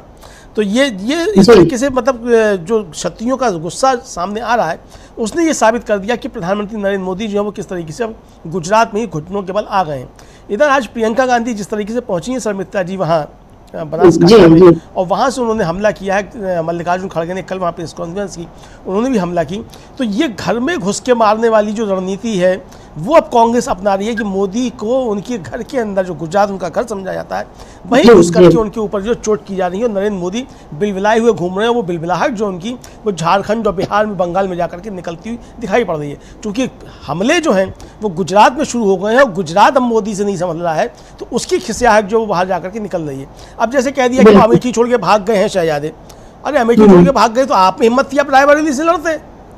राहुल गांधी के नाम की घोषणा सुबह हो गई थी 7 बजे, तो नरेंद्र मोदी अगर इतने बड़े दिलवाले हो, 56 इंच का सीना है, तो राहुल गांधी के खिलाफ रायबरेली में जाके लड़ते और बताते कि मैं कहीं से भी लड़ सकता हूं।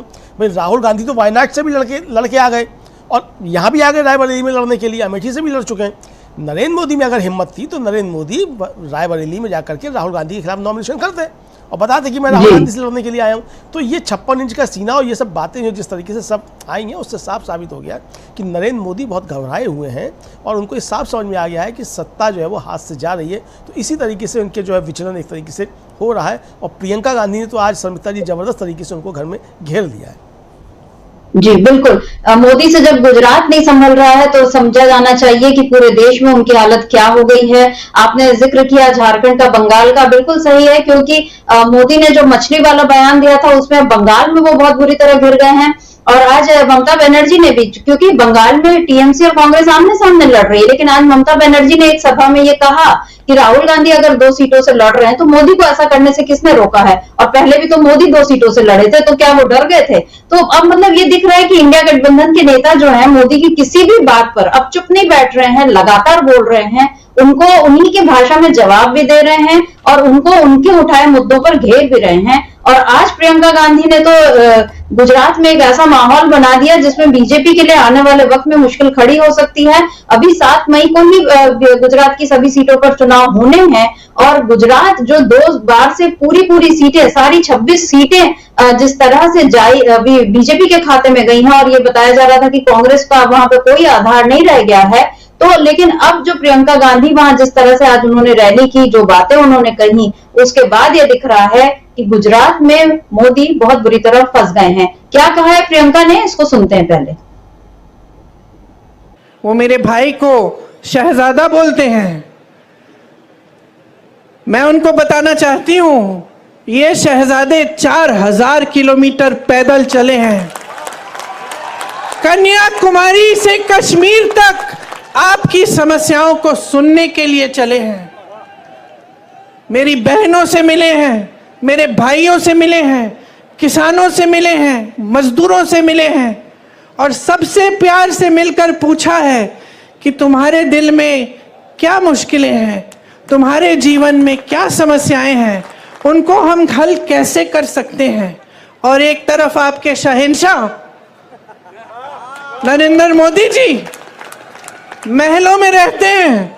आपने कभी टीवी पे उनका चेहरा देखा है? एकदम साफ सुथरा सफेद कुर्ता, एक दाग नहीं है धूल का, एक बाल इधर से उधर नहीं हो रहा है। वो कैसे समझ पाएंगे आपकी मजदूरी, आपकी खेती? कैसे समझ पाएंगे? कैसे समझ पाएंगे कि आप किस दलदल में धंसे हुए हो? महंगाई से आप दब चुके हो, हर तरफ महंगाई। मेरी बहनें, मिट्टी के का तेल आज कितने का है? सब्जी खरीदने जाती हो, मिलती है क्या? तुम भाव क्या है उसका? पेट्रोल डीजल का दाम क्या है? मेरे किसान भाइयों, किस तरह से गुजारा कर रहे हो? खेती के हर सामान पे जीएसटी है, हर सामान महंगा हो चुका है। मेरी बहनें, अगर कोई त्योहार होता है, कुछ खरीदना पड़ता है, नए कपड़े, बच्चों के लिए कोई वर्दी खरीदनी पड़ती है, फीस भरनी पड़ती है, कोई बीमार पड़ जाता है, इलाज करना पड़ता है, तो क्या हालत होती है आपकी, ये मोदी जी नहीं जान सकते। क्योंकि मोदी जी अब अपने महल में बंद हैं, सत्ता से घिरे हुए हैं, उनके आसपास जितने भी लोग हैं उनसे डरते हैं, उनको कोई कुछ कहता नहीं है, और अगर कोई आवाज उठा भी ले तो उस आवाज को दबाने की कोशिश होती है। आज उनको ये नहीं पता है कि आप कितनी समस्याओं से जूझ रहे हैं।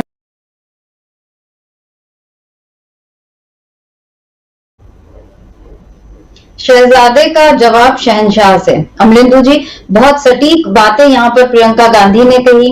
हालांकि इन बातों को हम अलग अलग जगहों पर कई बार सुन चुके हैं, लेकिन प्रियंका गांधी का अब जो ये बोलने का अंदाज है, वो जिस तरह सीधे लोगों से कनेक्ट कर रही हैं, किसानों से, मजदूरों से, महिलाओं से, बच्चों से, युवाओं से, उनकी समस्याओं पर जो सीधे बात कर रही हैं। और यहाँ पर आज एक और बड़ी बात जो उन्होंने कही कि मोदी के, आप उनको टीवी पर देखिए, उनके चेहरे पर एक जरा सा कोई दाग नहीं, एक बार उनके कपड़ों पर धूल का जरा सा कोई निशान नहीं, और उन्हें नहीं पता कि आप किस दलदल में फंसे हुए हैं। तो ये जो मोदी बार बार अपने को, अभी मेरा ख्याल है गुजरात में भी उन्होंने कहा था कि चाय वाला जो है वो प्रधानमंत्री बन गया और मैं जानता हूं आपकी पीड़ा, और वो बार बार अपनी गरीबी का रोना रोते रहे हैं। तो आपको क्या लगता है अमलिंदु जी कि यहाँ पर प्रियंका गांधी ने आज बता दिया कि मोदी जो उनकी गरीबी है वो भी झूठी है, उनके आंसुओं की तरह, और यहाँ पर वो शहंशाह बताकर और उनको महलों में कैद उन्होंने जो बता दिया है, क्या ये प्रियंका गांधी की बात इस बार मोदी पर भारी पड़ सकती है?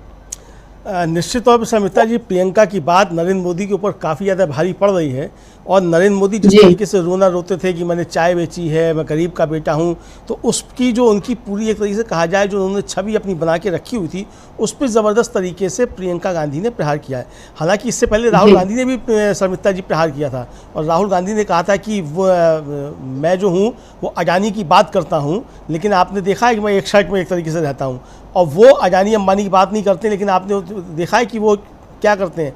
तो मैं आपका आदमी हूं और वो अडानी अंबानी के हैं, वो उसका नाम नहीं लेते, मैं जबकि बार बार नाम लेता हूं। तो ये राहुल गांधी ने एक तरीके से प्रधानमंत्री के ऊपर प्रहार किया था कि वो असल में किसके हित में काम कर रहे हैं नरेंद्र मोदी, और उनकी सरकार जो है वो किनके हित में काम कर रही है, ये उन्होंने प्रहार किया था। आज जिस तरीके से प्रियंका गांधी ने ये हमला किया है और शहजादे का जो उत्तर उन्होंने शहंशाह से दिया है, तो ये नरेंद्र मोदी के ऊपर बहुत ज़बरदस्त प्रहार है। और नरेंद्र मोदी ने शायद सोचा नहीं होगा कि कांग्रेस की तरफ से इस तरीके के प्रहार जो नरेंद्र मोदी के ऊपर होना शुरू हो जाएंगे, क्योंकि अभी तक जो थे Narendra Modi below the belt जाकर के वार किया करते थे, अभी भी कर रहे हैं। खैर उनका अपना स्तर है, उस स्तर पर कोई नहीं गिर सकता है, प्रियंका गांधी भी नहीं गिर सकती हैं उस स्तर तक, राहुल गांधी भी नहीं गिर सकते हैं, और गिरे से गिरा नेता जो है वो भी उस स्तर तक नहीं गिर सकता है जिस स्तर तक नरेंद्र मोदी जाकर के गिर चुके हैं। तो वो खैर कोई नहीं गिर सकता, लेकिन उसके बावजूद जो है अगर इस तरीके के प्रहार हो रहे हैं और जो उनकी बनी बनाई छवि है उसके ऊपर अगर इस तरीके से प्रहार किए जा रहे हैं, तो नरेंद्र मोदी के लिए चिंता का एक विषय निश्चित तौर पर बन गया है। पहले तो समझा ये जा रहा था कि नरेंद्र मोदी गुजरात नहीं जाएंगे, वे बताएंगे कि मैं बिना गुजरात गए गुजरात की सीटें हमने सब जीतनी है। जिस तरीके से सूरत का कांड हुआ तो ये समझा गया कि सूरत जो है वो जगह जगह दोहराया जाएगा, लेकिन जिस तरीके से क्षत्रिय जो थे वो अपनी म्यान में से तलवारें निकाल करके खड़े हो गए हैं, उससे अब जो है वो नरेंद्र मोदी का आभा मंडल जो है वो एकदम से कहा जाए वो चकनाचूर हो गया है, और वहाँ नरेंद्र मोदी के सामने ज़बरदस्त तरीके से संकट जो है उत्पन्न हो रहे हैं। एक तो वो जिस तरीके से हिंदू मुसलमान की बातें करते हैं, उस हिंदू मुसलमान का जवाब भी जो है वो खड़गे जी ने भी दिया वहाँ अपनी कल प्रेस कॉन्फ्रेंस में, और प्रियंका गांधी ने भी यहाँ से इसके जवाब दिए और कहा कि भाई जिस तरीके से सारी बातें करते हैं इससे आपका क्या लेना देना है, ये आपके मुद्दों की बात क्यों नहीं करते, जनता के मुद्दों की बात क्यों नहीं करते। मेरा भाई जो है वो 4000 किलोमीटर चला, यानी जिसके लिए शहजादे कहा जा रहा है, वो 4000 किलोमीटर चला और 4000 किलोमीटर चलकर उसने आपकी समस्याएं सुनी और आपकी समस्याओं को हल करने की उसने बात की। नरेंद्र मोदी क्या करते हैं? तो ये सवाल जो नरेंद्र मोदी के ऊपर उठना शुरू हुए शर्मिष्ठा जी, ये काफ़ी ज़्यादा गंभीर सवाल है, और नरेंद्र मोदी के ऊपर सवाल सिर्फ प्रियंका गांधी नहीं उठा रही हैं, मैं उनकी भी आपको बता दूं, वो जो शंकर सिंह वाघेला है, कल उन्होंने एक बहुत बड़ी बात कही है शर्मिष्ठा जी, क्योंकि जिस तरीके से हिंदू मुसलमान करते हैं और जिस तरीके से बयान दिलवाया गया पुरुषोत्तम रूपाला से, तो उन्होंने कहा वाघेला ने, और इतिहास का उन्होंने सहारा लेते हुए कहा कि छत्रपति शिवाजी महाराज और महाराणा प्रताप दोनों मुसलमानों के विरोधी नहीं थे। यही कारण है कि क्षत्रिय आज किसी विशिष्ट समुदाय के विरोधी नहीं हो सकते हैं, वे सभी समुदायों को गले लगाते हैं, और इनकी दोनों की जो सेना थी उनका नेतृत्व जो है वो मुस्लिम लोगों ने किया था, यानी हाकिम का सूर जो महाराणा प्रताप के सेनापति थे उनकी तरफ इशारा करते हुए शंकर सिंह वाघेला ने कहा। तो ये जिस तरीके से कहा, तो ये अब चीज़ें सामने आने लगी हैं कि ये हिंदू मुसलमान करके जो है ये हिंदुओं को के वोट लेना चाहते हैं, और फिर हिंदुओं के बीच में जो जातियाँ उनके बीच में किस तरीके से विभाजन करना चाहते हैं। नरेंद्र मोदी की सारी पुल पट्टी जो है ये गुजरात से ही खुलना शुरू हो गई है, और गुजरात में घर में घुस करके जिस तरीके से प्रियंका गांधी ने ललकारा है नरेंद्र मोदी को, और गुजरात में जिस तरीके से क्षत्रियों का आंदोलन शुरू हुआ है शर्मिष्ठा जी, और जिस तरीके से आदिवासी और दलित जो है वहाँ बीजेपी के खिलाफ हो गए हैं, जिस तरीके से संविधान बदलने की बातें कर रहे हैं, तो ये भारतीय जनता पार्टी के लिए संकट काफ़ी ज़्यादा बढ़ गया है, और नरेंद्र मोदी संकट में बुरी तरीके से फंसे हुए दिखाई पड़ रहे हैं। और इसलिए मैं फिर कह रहा हूँ कि नरेंद्र मोदी की जो भाषा का स्तर और गिरता चला जा रहा है, आगे और गिरेगा। मुझे लगता है कि जब चुनाव हो जाएगा गुजरात का, उसके बाद हम देखेंगे कि नरेंद्र मोदी की भाषा का स्तर और नीचे तक आएगा। लगता है शायद वो सीधे सीधे अब गालियाँ ही देना जो बाकी बची हैं तो वो भी अब देना शुरू कर देंगे। ये जिस तरीके से चीज़ें सब सामने आ रही हैं शर्मिष्ठा जी, क्योंकि मोदी ने तो खुद के लिए तो बहुत सारे ऐसे शब्द, पिछले दिनों एक वीडियो मैंने देखा था उसमें उन्होंने बोले थे, और उनका ये कहना था कि ये सब कांग्रेसी मुझे बोल रहे हैं।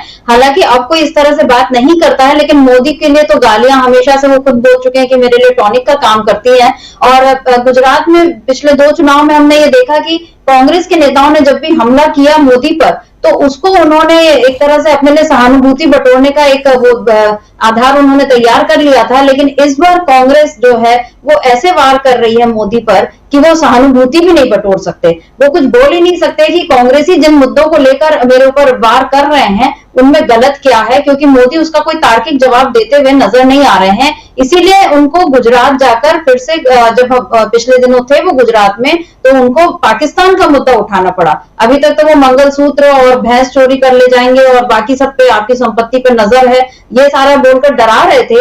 लेकिन वहां जाकर, गुजरात जाकर उनको पाकिस्तान का मुद्दा उठाना पड़ा। उससे समझ में आ गया कि इस बार जो है गुजरात में भी बीजेपी की हालत जो है अच्छी नहीं है। और पुरुषोत्तम रूपाला का आपने जिक्र किया अमरेंदु जी, अभी 7 तारीख को उनकी भी परीक्षा है। और बिल्कुल ये सही बात है कि जब बनासकाठा नहीं, साबरकाठा से और उसके पहले वडोदरा से 2 प्रत्याशियों को बदला बीजेपी ने, क्योंकि उनका वहां विरोध हो रहा था। लेकिन पुरुषोत्तम रूपाला का इतना विरोध होने के बाद भी अगर उनको नहीं बदला गया, उनकी उम्मीदवारी बरकरार रही, उनका नामांकन बरकरार रहा, तो इसका ये मतलब है कि रूपाला के पीछे कहीं ना कहीं मोदी का ही हाथ है। और उन्होंने क्षत्रिय समाज को लेकर या उनकी महिलाओं को लेकर जो कुछ कहा, उसको लेकर एक व्यापक तौर पर गुस्सा देखा जा रहा है। क्योंकि आज या कल की बात नहीं है, बल्कि कई दिनों से, जब से मतलब लगभग महीना भर हो गया है, गुजरात में खासकर जामनगर के आसपास के इलाकों में ये बार बार हो रहा है कि क्षत्रिय समाज एकजुट होकर संकल्प लिए जा रहा है कि हम मोदी को वोट नहीं देंगे, बीजेपी को वोट नहीं देंगे। ये संकल्प सभाएं वहां पर हो रही हैं और इससे बीजेपी मुश्किल में घिर गई है। आज बनासकाठा में भी प्रियंका गांधी ने कहा, उन्होंने पुरुषोत्तम रूपाला का नाम नहीं लिया, लेकिन उन्होंने कहा कि उन्होंने क्षत्रिय समाज की महिलाओं का अपमान किया गया था, लेकिन बीजेपी ने उनका टिकट नहीं काटा। और उन्होंने कहा कि महिलाओं से कहा, सभा में उपस्थित महिलाओं से, कि मोदी जी ने आपकी बात नहीं सुनी, महिलाओं का अपमान करने वाले नेता की टिकट बरकरार रखी। और फिर उन्होंने ये कहा कि जेनीबेन ठाकुर जो कांग्रेस के वहां से प्रत्याशी हैं, उनके समर्थन में वोट मांगते हुए प्रियंका गांधी ने कहा कि अगर कांग्रेस को मौका मिला तो हम महिलाओं का अपमान नहीं होने देंगे। और महिलाओं के अपमान की बात फिर हाथरस, कठुआ, उन्नाव, मणिपुर सब जगह तक फिर ये पहुंची। तो इस समय गुजरात से जो मैसेज निकल रहा है कि एक और क्षत्रिय समाज की जो नाराजगी है, भले इसमें मोदी को ये माइलेज मिल रहा हो कि वो क्षत्रिय समाज को एक और करके बाकी जो है दलित आदिवासियों को एक साथ करने की सोच रहे हो, लेकिन यहाँ भी संविधान का मसला उनके आड़े आ गया है। और दूसरी बात, क्षत्रिय समाज की नाराजगी का असर मध्य प्रदेश, राजस्थान, इन जगहों पर भी पड़ना तय है। अमरेंदु जी, हम प्रियंका गांधी की एक और बाइट सुन लेते हैं, जिसमें उन्होंने ये कहा है कि वो किसानों के अपमान और उनकी शहादत को लेकर प्रियंका गांधी ने कुछ जरूरी बातें कही हैं। उसको भी सुन लेते हैं, फिर हम आगे बात करते हैं। आज के जो प्रधानमंत्री हैं, जरा उनकी कार्यशैली को आप देखिए। गुजरात ने उनको सब कुछ दिया, उनको सम्मान दिया, स्वाभिमान दिया, उनको आगे बढ़ाया, उनको सत्ता दी। आज प्रधानमंत्री बने, 10 सालों से प्रधानमंत्री हैं। जब जब आप उनको देखते हैं तो आप मुझे खुद बताइए, आप टीवी पे उनको देखते हैं कि नहीं? देखते हैं टीवी पे? देखते हैं ना? दिखते हैं। कहाँ दिखते हैं आपको? बड़े मंचों पे दिखते हैं, बड़े बड़े प्रधानमंत्रियों के साथ दिखते हैं, दूसरे देशों के राष्ट्रपतियों के साथ दिखते हैं ना? बड़े बड़े खरबपतियों के साथ दिखते हैं, सेठों के साथ दिखते हैं। कभी आपने उनको किसी किसान के घर जाते हुए देखा है? कभी आपने उनको किसी गरीब के घर में जाते हुए देखा है? मैंने यूपी में काम किया पिछले 5 सालों से। वहां पे उनका संसदीय क्षेत्र है। उनके संसदीय क्षेत्र वाराणसी में भी प्रधानमंत्री जी किसी एक गरीब के घर नहीं गए हैं। कभी नहीं पूछा है इन 10 सालों में कि भाई तुम कैसे हो। किसानों के लिए नीति बनाते हैं, किसान आंदोलन करता है। लाखों किसान 4 किलोमीटर दूर उनके घर से बैठते हैं, आंदोलन करते हैं। महीनों के लिए उनकी बिजली काटी जाती है, पानी काटा जाता है, 600 शहीद होते हैं किसान, लेकिन वो 4 किलोमीटर दूर चल के हमारे प्रधानमंत्री उनसे मिलने के लिए नहीं आते हैं। जब उनको पता चलता है कि चुनाव आ रहा है और ये किसान आंदोलन कर रहे हैं, हमें वोट नहीं मिलेगा, तब चुनाव के 2 महीने पहले वो कानून बदल देते हैं। ये है उनकी कार्यशैली। अमरिंदर जी, यहाँ पर मुझे ऐसा लगता है कि प्रियंका गांधी ने दोहरा वार किया है मोदी पर। एक तो उन्होंने किसान आंदोलन की बात कही है, उस आंदोलन की जो 1 साल से लंबा चला और जिसके बाद 3 कृषि कानून वापस लेने पड़े। लेकिन यहाँ पर प्रियंका गांधी ने किसानों को याद दिला दिया कि आपसे जो एमएसपी का वादा था वो मोदी ने पूरा नहीं किया। वादा पूरा करना तो दूर, जो लोग शहीद हुए और 4 किलोमीटर दूर उनके घर से बैठे हुए थे किसान धरने पर, आंदोलन पर, उसके बाद मोदी वहां उनसे मिलने नहीं गए। दूसरी बात जो उन्होंने ये कही कि वाराणसी उनके संसदीय क्षेत्र, तो आपको क्या लगता है कि यहाँ पर प्रियंका गांधी ने याद दिला दिया गुजरात के लोगों को कि मोदी चाहे जितना अपने आप को उनका सगा बताते रहे, लेकिन जब उनको चुनाव लड़ना और सत्ता पर आना है तो वो आपको छोड़कर वाराणसी चले गए। आपको क्या लगता है यहाँ पर प्रियंका गांधी ने किस तरह से मोदी को घेर लिया है? समिता जी, यहाँ प्रियंका गांधी ने अपनी 2 मिनट की बात में कई एंगल से नरेंद्र मोदी को घेरा है और साफ साफ संकेत दे दिए हैं प्रियंका गांधी ने। एक तो वाराणसी को लेकर के जिस तरीके से उन्होंने जिक्र किया कि अपने संसदीय क्षेत्र वाराणसी में भी नरेंद्र मोदी नहीं गए, और समिता जी वाराणसी में आखिरी चरण में चुनाव है, और कल जयराम रमेश का एक ट्वीट था, उसमें आखिर में था कि शतरंज की चालें बहुत सी हैं, अभी थोड़ा इंतजार कीजिए। तो इंतजार जो करना है वो वाराणसी को लेकर के करना है। नज़र ये रखनी है कि नरेंद्र मोदी वाराणसी से ही चुनाव लड़ें, वहाँ से जाने ना पाएँ। कुल मिलाकर के देश को अब इसकी तरफ नज़र रखनी है, क्योंकि जो परिस्थितियाँ पैदा हो रही हैं वाराणसी में नरेंद्र मोदी के लिए बहुत ज़्यादा टफ होता जा रहा है, क्योंकि बनारस से भिन्न भिन्न तरीके की आवाज़ें आना शुरू हो गई हैं। तो प्रियंका गांधी ने गुजरात से वाराणसी का जो संदेश दिया है, उसका एक संदेश तो मित्रा जी ये है। दूसरा जो किसानों को लेकर के संदेश दिया है उन्होंने, निश्चित तौर पर किसानों को बताया कि किस तरीके से इन्होंने आपकी ज़मीनें हड़पने के लिए और आपका एक तरीके से कहा जाए कि फसल जो उसका हड़पने के लिए ये जो काले कानून लेकर के आए थे, किस तरीके से किसानों की शहादतें हुई। उस शहादतों के बाद जो है इन्होंने तब वो किसान कानून वापस लिए जब चुनाव आ गया था, यानी इनको लगा कि किसानों के वोट से जो है ये चुनाव हार जाएंगे, तो इन्होंने किए। यानी इनके लिए महत्वपूर्ण जो है वो सिर्फ चुनाव जीतना और सरकारें बनाना है, ये जनता के हित की बात और जनता के दर्द की बात ये समझ नहीं सकते हैं, ये बताया। और ये भी बताने की कोशिश की कि हमारा प्रधानमंत्री जो है वो कितना ज़्यादा निष्ठुर और कितना ज़्यादा संवेदनहीन है कि उससे घर से 4 किलोमीटर दूरी पे किसान जो है जाड़ा गर्मी बरसात तीनों मौसम जो है खुले आसमान के नीचे गुजार देते हैं। 700 से ज़्यादा किसान जो है वो शहीद हो जाते हैं और हमारा प्रधानमंत्री उनसे मिलने का समय नहीं निकाल पाता है, सिर्फ अपने घर से 4 किलोमीटर की दूरी पे। तो ये व्यक्ति कितना संवेदनहीन है ये बताने की एक तरीके से उन्होंने कोशिश की है। एक और बात जिसकी तरफ मैं इशारा करना चाहता हूं सर मित्ता जी, वो ये है कि प्रधानमंत्री भी बीच में भैंसों को लेकर के आए थे कि कांग्रेस आएगी तो आपकी 2 भैंस में से 1 भैंस खोल के ले जाएगी। प्रधानमंत्री जो भी कहते हैं, नरेंद्र मोदी जो भी कहते हैं, उसकी बात की गहराई में जाकर के समीक्षा करने की आवश्यकता होती है, क्योंकि नरेंद्र मोदी एक भी शब्द बिना किसी छिपे हुए एजेंडे के बोलते नहीं है। ये नरेंद्र मोदी की खासियत है। आपको याद होगा समिता जी, इस समय किसान आंदोलन चल रहा था, ठीक उसी समय में एक RCEP योजना थी, उसके साथ जो था वो चीन के साथ और उसमें कई देश शामिल, उनके साथ एक समझौता होना था जिस पर बीच में हट गई थी सरकार, पीछे चली गई थी। हालांकि उसके लिए पहले काफ़ी पहले भी की जा रही थी। उस RCEP में यही था समिता जी कि किस तरीके से नीदरलैंड्स और ऑस्ट्रेलिया से यहाँ दूध आएगा और किस तरीके से वहाँ से दूध का पाउडर आएगा, यहाँ आकर के वो बिकेगा और यहाँ के किसानों की गाय जो है वो छीन करके एक तरीके से यहाँ के बड़े जो पूंजीपति हैं और गाय भैंसें उनकी छीन करके उनको दे दी जाएंगी। तो नरेंद्र मोदी जो भैंसों को लेकर के आए हैं उसके पीछे समझने की आवश्यकता है कि नरेंद्र मोदी अगर 2024 के इस चुनाव के बाद लौट के आते हैं तो निश्चित तौर पे ये भैंसें छीनने का काम नरेंद्र मोदी ही करेंगे और ये कानून लेकर के इस तरीके का आएंगे कि यहाँ की किसानों से जो है पशुधन छीन करके इनकी जो बड़े मित्र हैं उनको दे दिया जाए, ताकि जिस तरीके से अमेरिका में बड़ी बड़ी जो है वो फार्म हाउस होते हैं, वहाँ 1-2 हज़ार गाय होती है, उस तरीके से ये बने और पशुधन पे एक तरीके से उनका कब्जा हो जाए। तो उससे एक तो ये फुर्सत मिल जाएगी कि जो छुट्टा पशुओं की जो समस्या बताई जाती है साहब क्यों हो रही है, किसान छोड़ देता है या क्या होता है इसकी वजह से, तो अब वहाँ होगा अडानी अंबानी की में तो कितना कट गया और कितना बिक गया किसी को मालूम नहीं पड़ेगा, चूँकि वहाँ हज़ारों की तादाद में होगी तो कोई उसका हिसाब किताब करने वाला नहीं होगा। और दूध के व्यापार पर एक तरीके से पूरा कब्जा जो है वो 2 बड़े खानदानों का हो जाएगा, 2 बड़े पूंजीपतियों का हो जाएगा। इसके पीछे ये मंशा जो है देश को समझने की आवश्यकता है समिता जी। तो प्रियंका गांधी जो संदेश दे रही हैं वो संदेश सिर्फ इतना नहीं है कि नरेंद्र मोदी को कैसे घेरा जा रहा है और गुजरात में जाकर के उन्होंने हमले किए।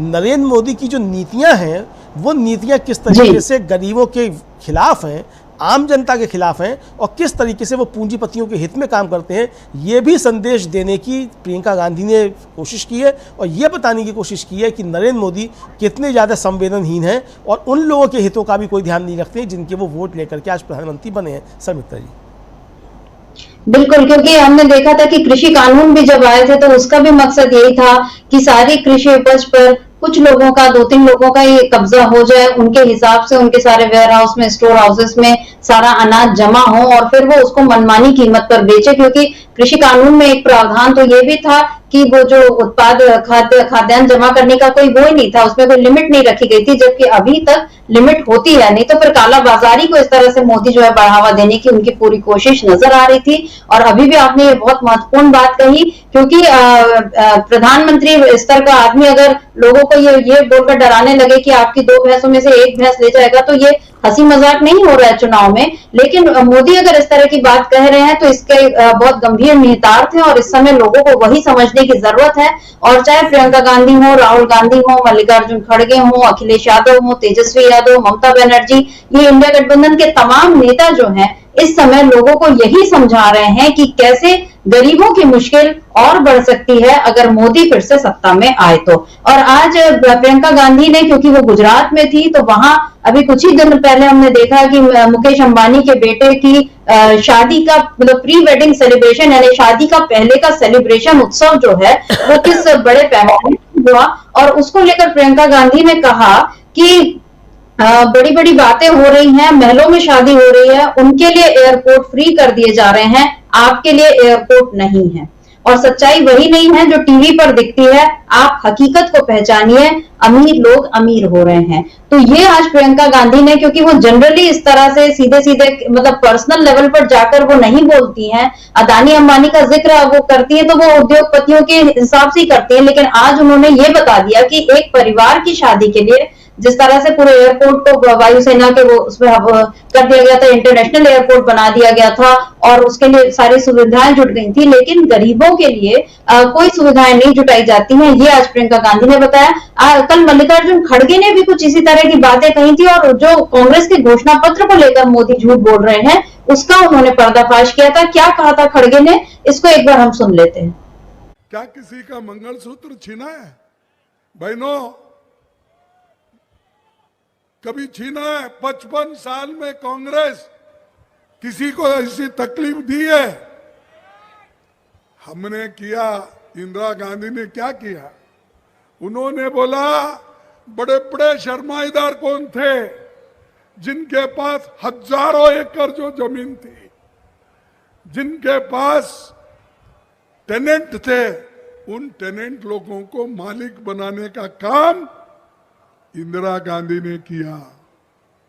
बैंकों का राष्ट्रीयकरण करने का काम इंदिरा गांधी ने किया। LIC नेशनलाइज करने का काम इंदिरा गांधी ने किया। ये सब गरीबों के लिए। मोदी साहब क्यों ऐसा लोगों को भड़का रहे, मुझे समझ में नहीं आ रहा। ऐसा भड़काने से मिलने वाला क्या है? बहुत महत्वपूर्ण सवाल मल्लिकार्जुन खड़गे का कि ऐसा भड़काने से मिलने वाला क्या है। हालांकि जवाब हम लोग भी जानते हैं कि ये सब भड़काया सिर्फ इसीलिए जा रहा है क्योंकि किसी भी तरह मोदी को सत्ता मिल जाए। लेकिन अमलेंदु जी, आज ये जो मल्लिकार्जुन खड़गे ने कल जो बातें कही, उन्होंने इंदिरा गांधी के कार्यकाल में हुई बातों को याद दिला दिया कि बैंकों का राष्ट्रीयकरण हो, चाहे LIC का काम हो, चाहे ये पेपर्स खत्म करना, ये सारी चीजें जो की गई वो गरीबों के हित में की गई थी। लेकिन अब मोदी जो हैं ये बता रहे हैं कि कांग्रेस का घोषणा पत्र गरीबों के किस तरह से खिलाफ है।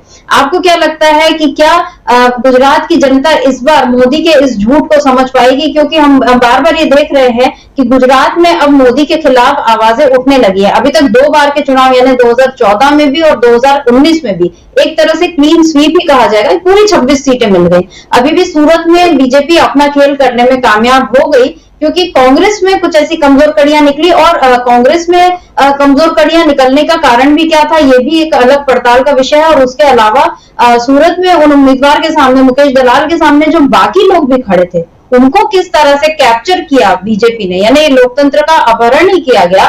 तो बीजेपी क्या सोच रही है क्या उसका गेम प्लान हो सकता है कि वो सूरत की तरह, मतलब अब निर्विरोध तो कहीं भी इस तरह से नहीं होगा, क्योंकि हमने देखा कि इंदौर में भी सूरत वाला खेल करने की कोशिश की गई, लेकिन अब इंदौर में बीजेपी के खिलाफ आवाजें उठने लगी कि हम तो पहले ही आपके साथ थे, आपको ये बेईमानी करने की जरूरत क्यों पड़ी। तो अब बीजेपी की बेईमानियां इस तरह से सामने आ रही हैं। सूरत की सीट तो एक बीजेपी के खाते में गई, लेकिन 25 सीटों पर, जहां की अभी पुरुषोत्तम रुपाला का भी मामला है, जहां अब प्रियंका गांधी और मल्लिकार्जुन खड़गे की ये जो सभाएं आज हुई हैं, इनका क्या असर आप पड़ते देख रहे हैं। 7 मई को जब गुजरात के लोग वोट डालने जाएंगे, तो आपको क्या लगता है जो ताजा ताजा बातें हैं, अब 3 दिन बाद ही चुनाव होने हैं, क्या गुजरात के लोग याद रखेंगे कि कैसे क्षत्रियों का अपमान हुआ, कैसे उनकी महिलाओं का अपमान हुआ, कैसे किसानों के साथ छल हुआ, कैसे गरीबों के साथ छल हुआ, कैसे गुजरात के बंदरगाहों पर करोड़ों के ड्रग्स पकड़ा रहे हैं और उनका कोई ये पता नहीं चल रहा है कि वो ड्रग्स का आखिर मालिक कौन है।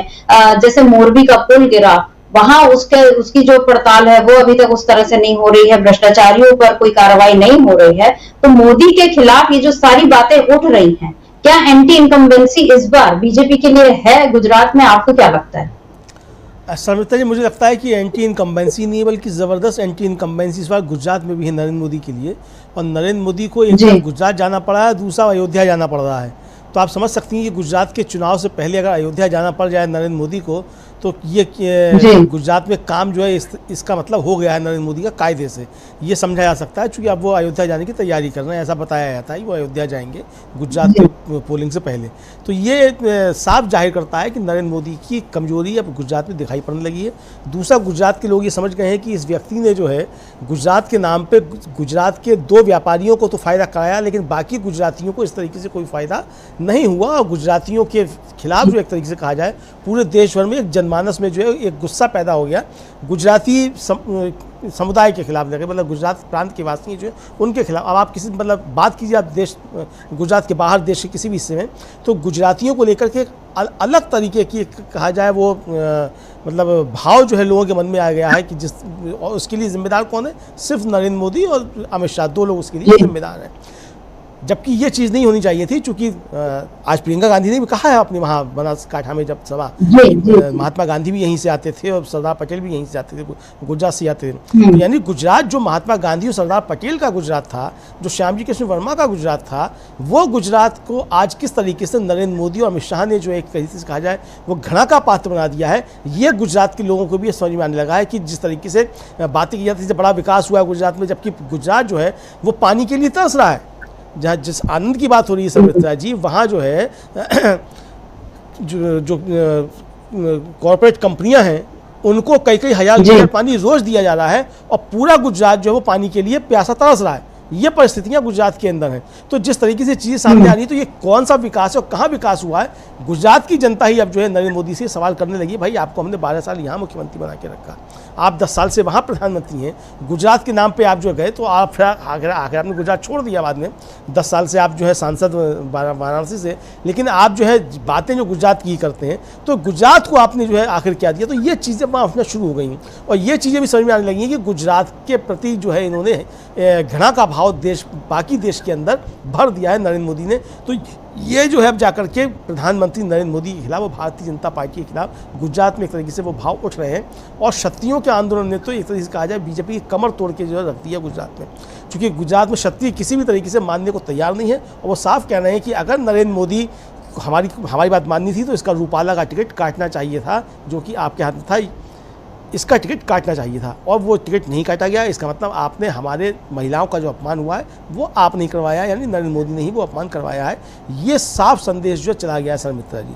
और गुजरात में क्षत्रिय जो मतलब गुजरात में क्या सभी जगह क्षत्रिय जो थे वो भारतीय जनता पार्टी की तरह से कहा जाए वो रीढ़ थे, वो सिर्फ वोट ही नहीं देते थे बल्कि औरों के वोट भी डलवाते थे, यानी वो मजबूती के साथ जो थे वो मसल पावर भी उनके पास है, तो उसका इस्तेमाल भी जो था वो भारतीय जनता पार्टी के लिए करते थे। लेकिन आज वही क्षत्रिय जो हैं वो भारतीय जनता पार्टी के खिलाफ ज़बरदस्त तरीके से खड़े हुए हैं और सिर्फ गुजरात में नहीं पूरे देश में जो है जो भी असली क्षत्रिय हैं वो सारे क्षत्रिय जो है वो बीजेपी के खिलाफ मजबूती के साथ खड़े हुए हैं। तो ये प्रधानमंत्री नरेंद्र मोदी की जो है वो एक तरीके से कहा जाए जो नीतियाँ हैं उनका शल्य चिकित्सा जो है वो गुजरात करने जा रहा है और यहाँ से जो है भारतीय जनता पार्टी जब बाहर निकलेगी तो कई जगह उसके अंग जो है वो कटे फटे होंगे, ऐसा समझा जा सकता है सरमित्रा जी। गुजरात से बीजेपी के लिए अब बहुत अच्छे दिन नहीं आएंगे, ये अब लहर बता रही है, माहौल बता रहा है। और गुजरात के लोग तो अब सवाल कर ही रहे हैं कि आपने हमारे लिए क्या किया, क्योंकि पहले मुख्यमंत्री रहते हुए गुजरात के लोगों को बहुत सारी तकलीफें झेलनी पड़ी।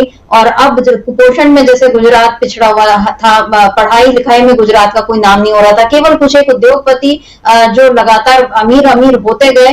कोरोना काल में भी वो बहुत अमीर हुए और राहुल गांधी ने संसद में बताया कि कैसे कुछ लोगों की संपत्ति जो है वो एकदम से मोदी के कार्यकाल में इतनी बढ़ गई कि वो दुनिया के अमीर लोगों की सूची में आ गए। तो ठीक है, 2-4 लोगों की उपलब्धि, लेकिन क्या उससे लाखों गुजरातियों का पेट भर सकता है? ये सबसे बड़ा सवाल है। और सवाल ये भी है कि क्या गुजरातियों को उनकी अस्मिता, उनका सम्मान, उनका खोया हुआ गौरव मोदी लौटा सकते हैं? क्योंकि मोदी ने गुजरात में भी काम अगर किया होता तो वो उस काम के नाम पर वोट मांगते, लेकिन हमने देखा कि कभी वो सरदार पटेल की मूर्ति बनवाने का वो श्रेय लेते हुए नजर आए, कभी उनको समुद्र के नीचे जाकर पूजा करनी पड़ी और वहां पर भी उन्होंने अपने लिए रेड कारपेट बिछा दिया।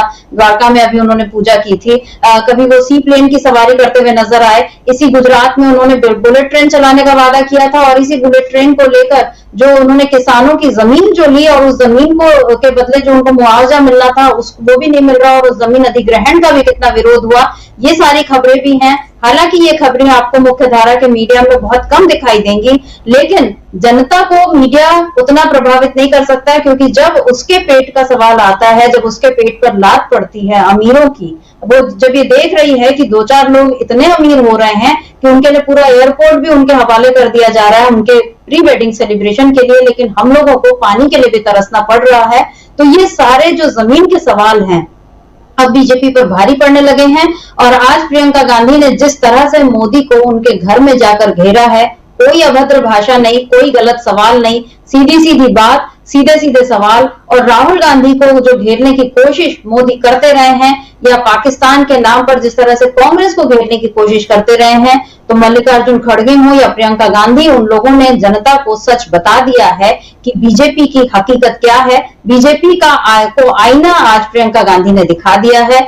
अब इस आईना देखने के बाद क्या मोदी अपनी लाज बचा पाएंगे? क्या बीजेपी की लाज बचा पाएंगे? क्या 7 मई को जो तीसरे चरण का चुनाव होगा उसमें बीजेपी बची हुई 25 सीटों पर अपना पुराना प्रदर्शन बरकरार रख पाएगी, या इस बार कांग्रेस के हाथ बुरी तरह पिट जाएगी? ये देखना होगा। इसके लिए 4 जून तक का इंतजार करना होगा। तो बहुत सारी खबरें इस बीच आती रहेंगी। हम इन तमाम खबरों पर खरी खरी चर्चा करते रहेंगे। अमलेंदु जी, आज की इस चर्चा को हम यहीं रोकते हैं। आप बने रहिए डीबी लाइव के साथ। शुक्रिया आप तमाम दर्शकों का जिन्होंने इस कार्यक्रम को देखा और सुना। आगे भी हम इस तरह की चर्चा करते रहेंगे। आप जुड़े रहें।